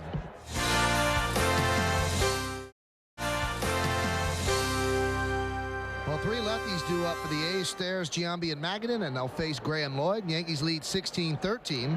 Here's Matt Stairs, and the pitch from Lloyd is a cutter outside, 1-0. Yeah, the A's do not have a lot of right-hand hitters. Mike Blowers on the bench, Jack Voigt, and the backup catcher Mike McFarland are right-hand hitters. 1-0 to Stairs. Fastball, 2-seamer, low and inside, 2-0. You know what'll happen though? All these lefty hitters, they're going to get much better hitting lefty pitches because they're going to see a lot of lefty pitchers. Stairs 2 for 4, and the 2-0. There's a strike. There's a slider whispered across the outside corner. An effective pitch for Lloyd, and he had a great deal of success with it in spring training. And he also can use that against righties. Here's the 2-1. There's a strike. There's a 2-seamer on the inside corner, 2-2. So he gets you in and has you look away as well. Really gives him a weapon that he didn't have last year. He didn't master that slider or cutter, whichever way you'd like to refer to it. The 2-2 pitch. Swung and a miss. He got him on the fastball inside. Stairs turns around and asks Ken Kaiser, was that a strike? I don't know what Kaiser said, but it looked like a pretty good pitch from up here. It's Lloyd for the lefty hitters. Now Jeff Nelson gets up, starts to throw in the bullpen, and he probably will inherit the pitching mound for the Yanks when Hinch comes up. Pitch to Giambi is a fastball inside, 1-0. Giambi is 2 for 4, struck out looking in the first, fly to center in the second. And it's not just lefty righty too. But they don't want to wear Lloyd out. They're going to need Lloyd. Pitch to Giambi is fouled away left side into the seats, and the count quickly 1-1. And Giambi was also 2 for 2 in the 5th inning alone with a run scored and 2 ribbies. Lloyd deals the 1-1, a little bit low, 2-1.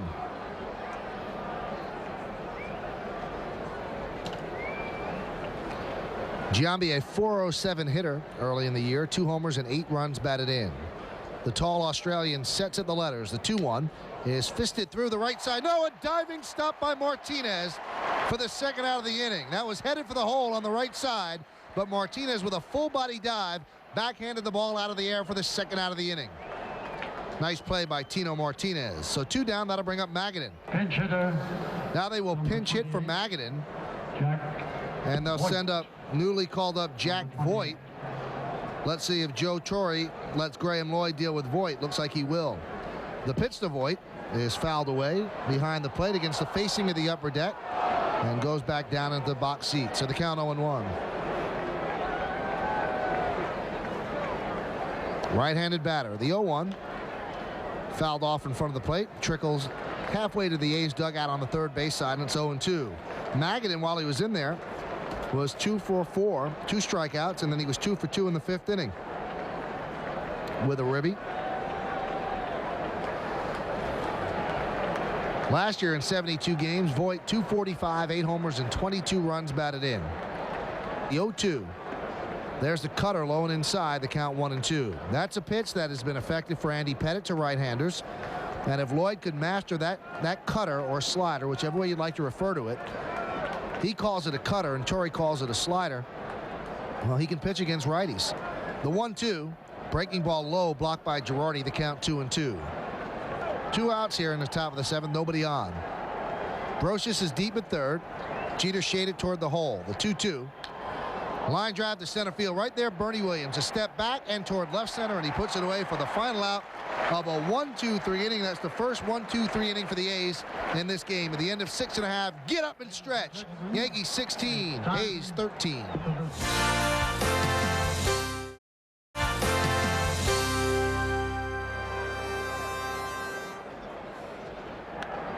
Curtis hits one to the right side past the diving Spezio into right field on the first pitch of the bottom of the 7th inning. Curtis leads off with a single. Here's Brocious. 2 for 3 with 4 runs batted in. Runner goes. The pitch is a strike. The throw to second is not in time. In the dirt, scooped up by Spezio. So a stolen base for Curtis. Now Brocious has a job, and that is to move Curtis over to third by hitting the ball to the right side. New third baseman is Jack Voigt, who had pinch hit for Magadan. The pitch to Brocious is outside. The count 1-1. The base hit for Curtis, the Yankees' 14th of the afternoon. They lead 16-13, 16-14-2, and for the A's, 13-15-2. Here's the 1-1. Low and inside, 2-1. The 2-1 is low, 3-1. On deck, Joe Girardi.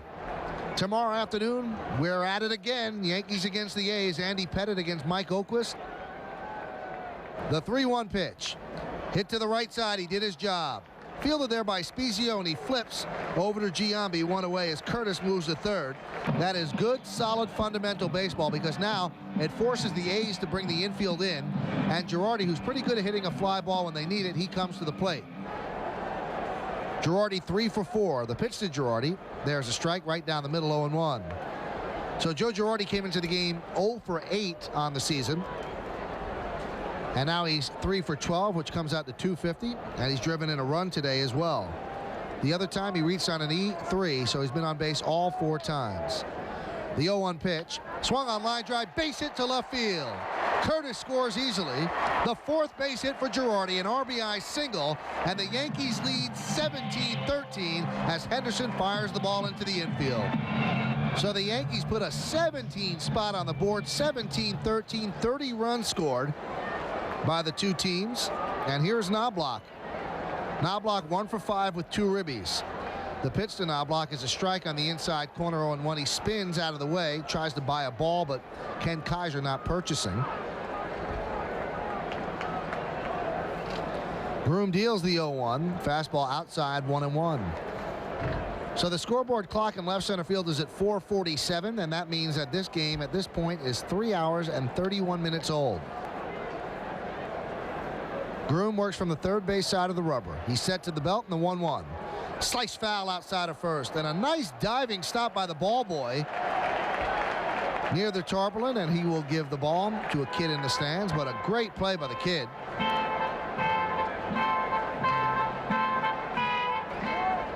The 2-2, grounded right back up the middle. A great diving stop by Bornegal. He drops the ball, but it's picked up by Spezio, who had his foot on second base. He gets the force. A nice play there. I guess you score at 6-4 because Bornegal actually dropped the ball, and it was picked up by Spezio. No throw was ever made. It was hit right through the box, right past Groom, but Bornegal showing a lot of range. So 2 down, that'll bring up Jeter. The pitch to Jeter is a fastball up and away, and the count 1-0. And Jeff Nelson works in the bullpen, so they wouldn't work Jeff Nelson if he's not coming in. And Joe Torre and Mel Stottlemyre great at that. They don't burn pitches out in the bullpen. The 1-0 pitch fouled away right side, out of play. And the reason, Lloyd pitched very well. He gave a little bit of semblance of sanity to this game. The Yankees may need him tomorrow or Sunday, so they don't want Lloyd to overextend himself. So Nelson will undoubtedly come on to start the 8th.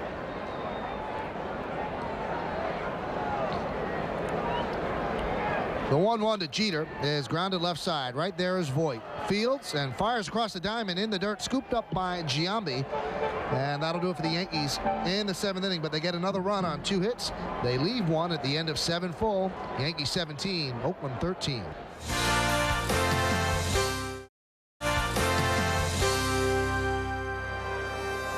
Yankees lead 17-13. Spezio leads off against Lloyd, and here's John. And there's a strike. Maybe they want Lloyd to keep Spezio to the right side. Nelson continues to throw in the bullpen, but right now Lloyd is the pitcher. And Spezio, it's a fly ball down the left field line. A long word for Curtis. He makes a one-handed running catch in the corner. Spezio didn't miss by much. And Curtis caught it a couple of steps before the wall. And there's one away. Lloyd has been terrific today. And here comes Joe Torre. And he's going to make a move. He'll go to the bullpen, bring in Nelson. Anyway, A.J. Hinch steps in. Hinch is 3 for 4. And Nelson, not in a save situation, but the Yankees would like to nail this game down. He has to get 5 outs. And here's John Sterling. Okay, thank you, Michael. And I think they'd like Nelson to nail those outs so that Stanton would be fresh for tomorrow. Nelson deals, and the pitch outside 1-0. Hinch has had a great day. He is 3 for 4. A right-hand hitter. 1 out, no one on. We're in the 8th. And that pitch low on the count 2-0. Now Nelson deals 2-0, and the pitch is high. This is Buddy's game. He was the pitcher of record when the Yankees took the lead. Lloyd certainly has been the most effective pitcher to this point. And Nelson behind Hinch, 3-0. There's strike, and the count 3-1. I would tell you how the runs were scored, but we don't have the time to do that. The Yankees have a 17-13 lead. It'll be a 3-1, and he walked him. Well, that'll drive a manager nuts. Here's Rafael Bornegal, and Mel Stottlemyre is back on the phone. Nelson has not pitched well so far this year. Nelson deals, and Bornegal takes a strike, and the count 0-1. But they certainly want you to throw strikes and go right after him when you have a 4-run lead here in the 8th inning and 1 out, no one on. It's been the day of big innings. Oakland's had a 5-run inning and an 8-run inning. I'd like to have a 5-run inning and an 8-run inning and be down. The pitch missed outside. Stanton is up. The Yankees scored 2 in the second, 5 in the third, 5 in the fourth, and 4 in the fifth. Anyway, they lead by 4, 17-13. Now Nelly deals. It's popped up down the left field line. Curtis toward the corner in fair territory. He makes the catch, and there are 2 away. And that'll bring up Ricky Henderson. There goes the base runner. The pitch is taken. The throw down is not in time. Stolen base, Hinch. Well, you can see why they like Hinch. He does a lot of things well. Yeah, he does. He runs very well for a catcher. He swings the bat fairly well. If you didn't think you could make it, you wouldn't go. The 0-1 down low, not down by 4, but you say, well, why did they steal the base? Well, base hit by Ricky, then you're down by 3. Someone hits one with 2 on, you have a chance to tie the game.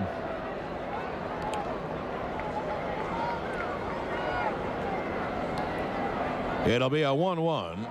Breaking ball, strike, and the count 1-2. Henderson is 1 for 5. 2 outs here in the top of the 8th, and Nelly deals way outside. And then the count 2-2.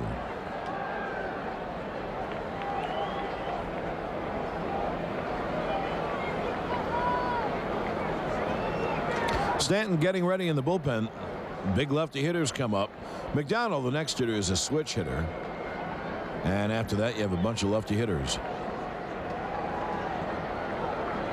The 2-2 missed outside, and the count 3-2.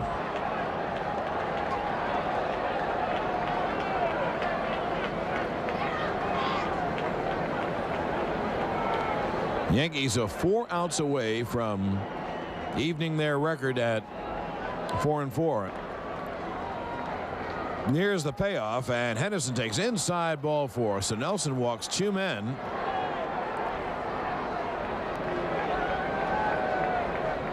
Here's McDonald, switch hitter batting left, and he takes a pitch on the inside corner for a strike. So Oakland has drawn 6 walks. However, the A's have given up 12 walks. 18 walks, 30 hits. Pitch. That'll do it. There's a strike, and the count 0-2.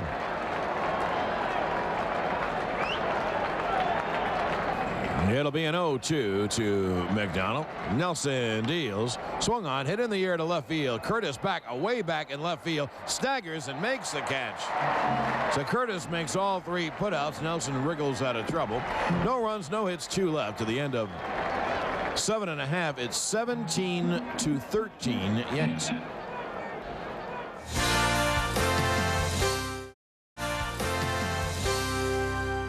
here's O'Neill to lead it off.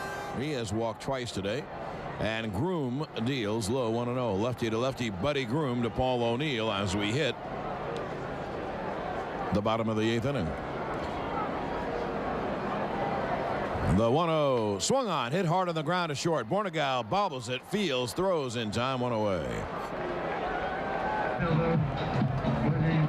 Here's Bernie Williams. The pitch is fouled straight back. And the count 0-1.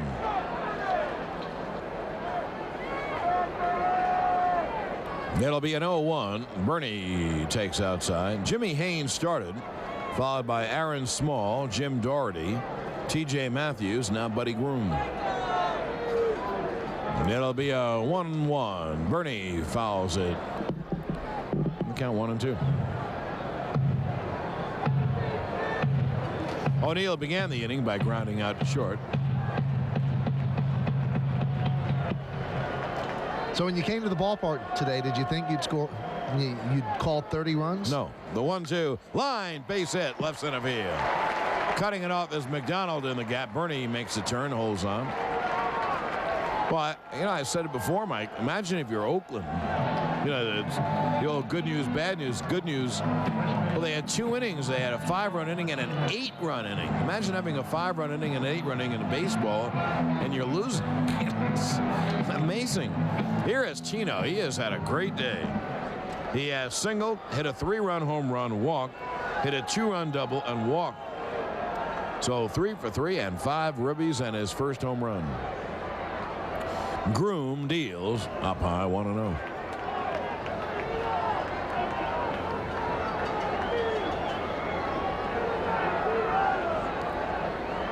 Bernie Williams leads off first.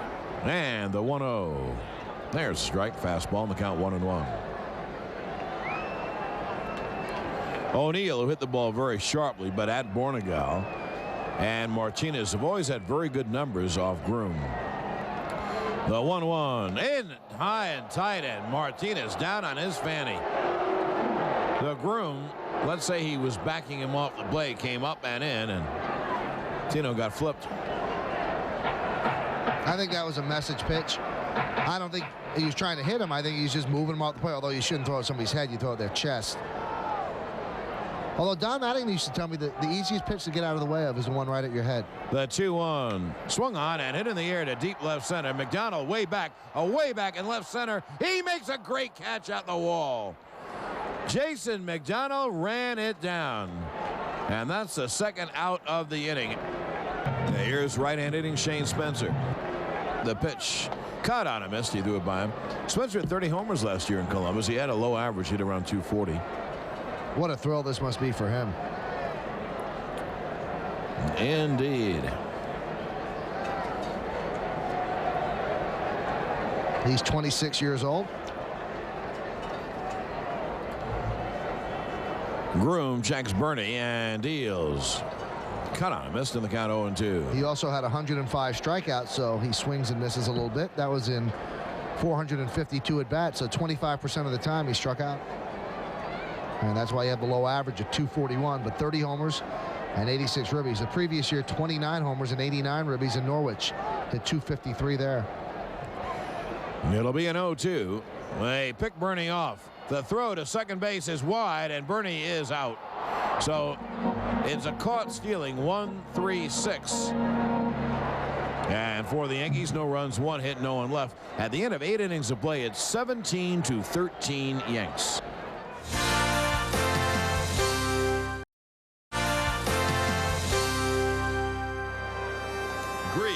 Has singled twice, walked, been hit by a pitch, and actually was robbed of a hit by Bernie last time. Bernie made a great catch. The 1-1 is up high in the count 2-1. What time was the first pitch? 1:16.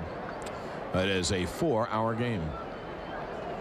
You rounded it off. It's really 3:59 at this point. The 2-1, as is my want. And there's a strike at the knees, the count 2-2. Now it's 4 hours.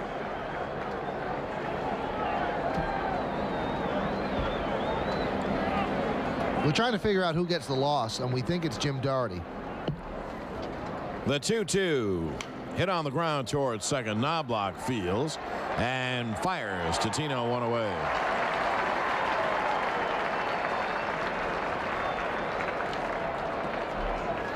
Now one down. And here's Matt Stairs. Tomorrow, we are on the air at 1:05 pregame, 1:35 play-by-play. Matt Stairs. And Andy Pettit against right-handed Mike Oakland. Pettit needs a good outing. He hasn't had a good outing yet either. Nelson deals. Stairs takes low, 1-0. Then on Sunday, Ramiro Mendoza, who actually had a pretty good start, pitches against the knuckleballer Tom Candiotti. Fastball high, the count 2-0. Usually when it's 17-13 one day, and the next day you get a 2-1 game. We'll see if it is tomorrow. The pitch to Stairs is fouled away. Hitters love this. Pitchers hate it.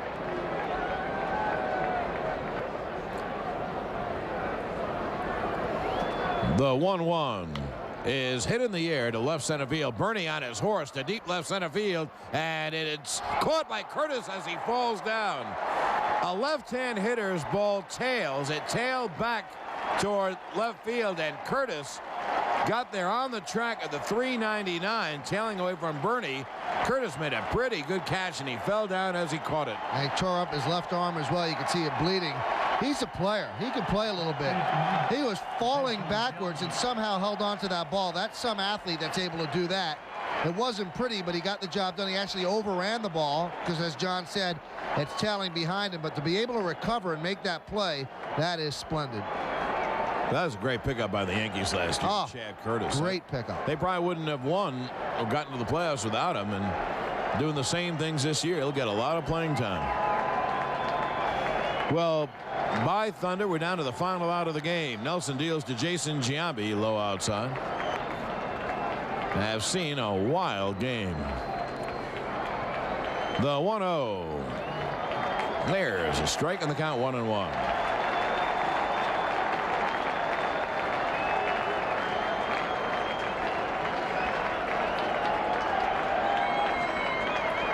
The 1-1 to Giambi, fouled away.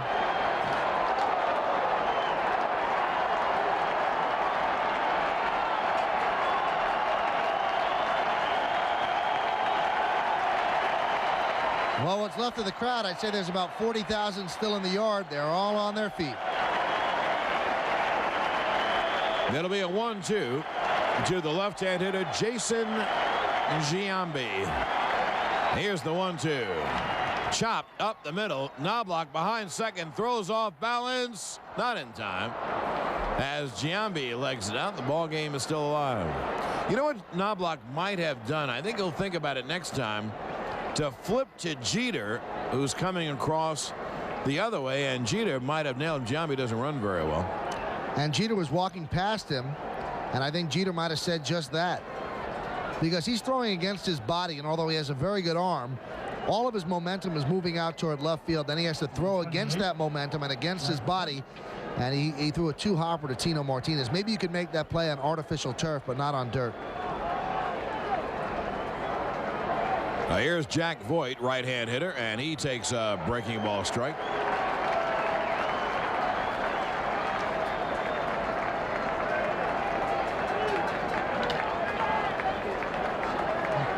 Voigt hit from Magadan, hit a fly ball to center field in his only at bat. The 0-1 is outside, the count 1-1. Scott Spezio is on deck, and Mike Stanton is up in the bullpen. Don't tell Joe Torre this game is over. He doesn't believe it for a minute. He might have Stanton turn Spezio around. I think they prefer him as a right-hand hitter. It'll be a 1-1. Foul back and count 1-2. Well, all Nelson has to do is get Voigt, and they don't have to worry about it, and they save Stanton for tomorrow.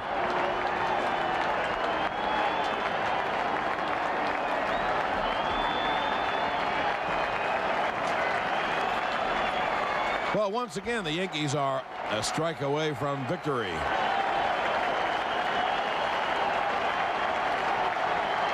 The 1-2. Strike 3 is called. Ball game over. Yankees win. The Yankees win. The Yankees' 17 runs that afternoon was the most they had scored in a home opener since 1955. I think the Times headline the next day was appropriate. Babe, Mickey, and Joe D never saw one like this. Nor had I. I'll be back right after. In addition to new faces like Scott Brocious and Chuck Knobloch on the '98 Yankees, owner George Steinbrenner had named a new general manager, 31-year-old Brian Cashman, and to commemorate the first home victory in his tenure, Cashman was given a football, inscribed with a 17-13 score, a total more fitting for the gridiron than a baseball diamond. That early in the season, no one associated with the Yankees could possibly have guessed what lies ahead. The pitching staff turned it around and led the team to an all-time best record of 125 wins and only 50 losses as the Yankees captured their 24th World Championship. Well, that'll do it for this edition of Yankee Classics. I'm John Sterling.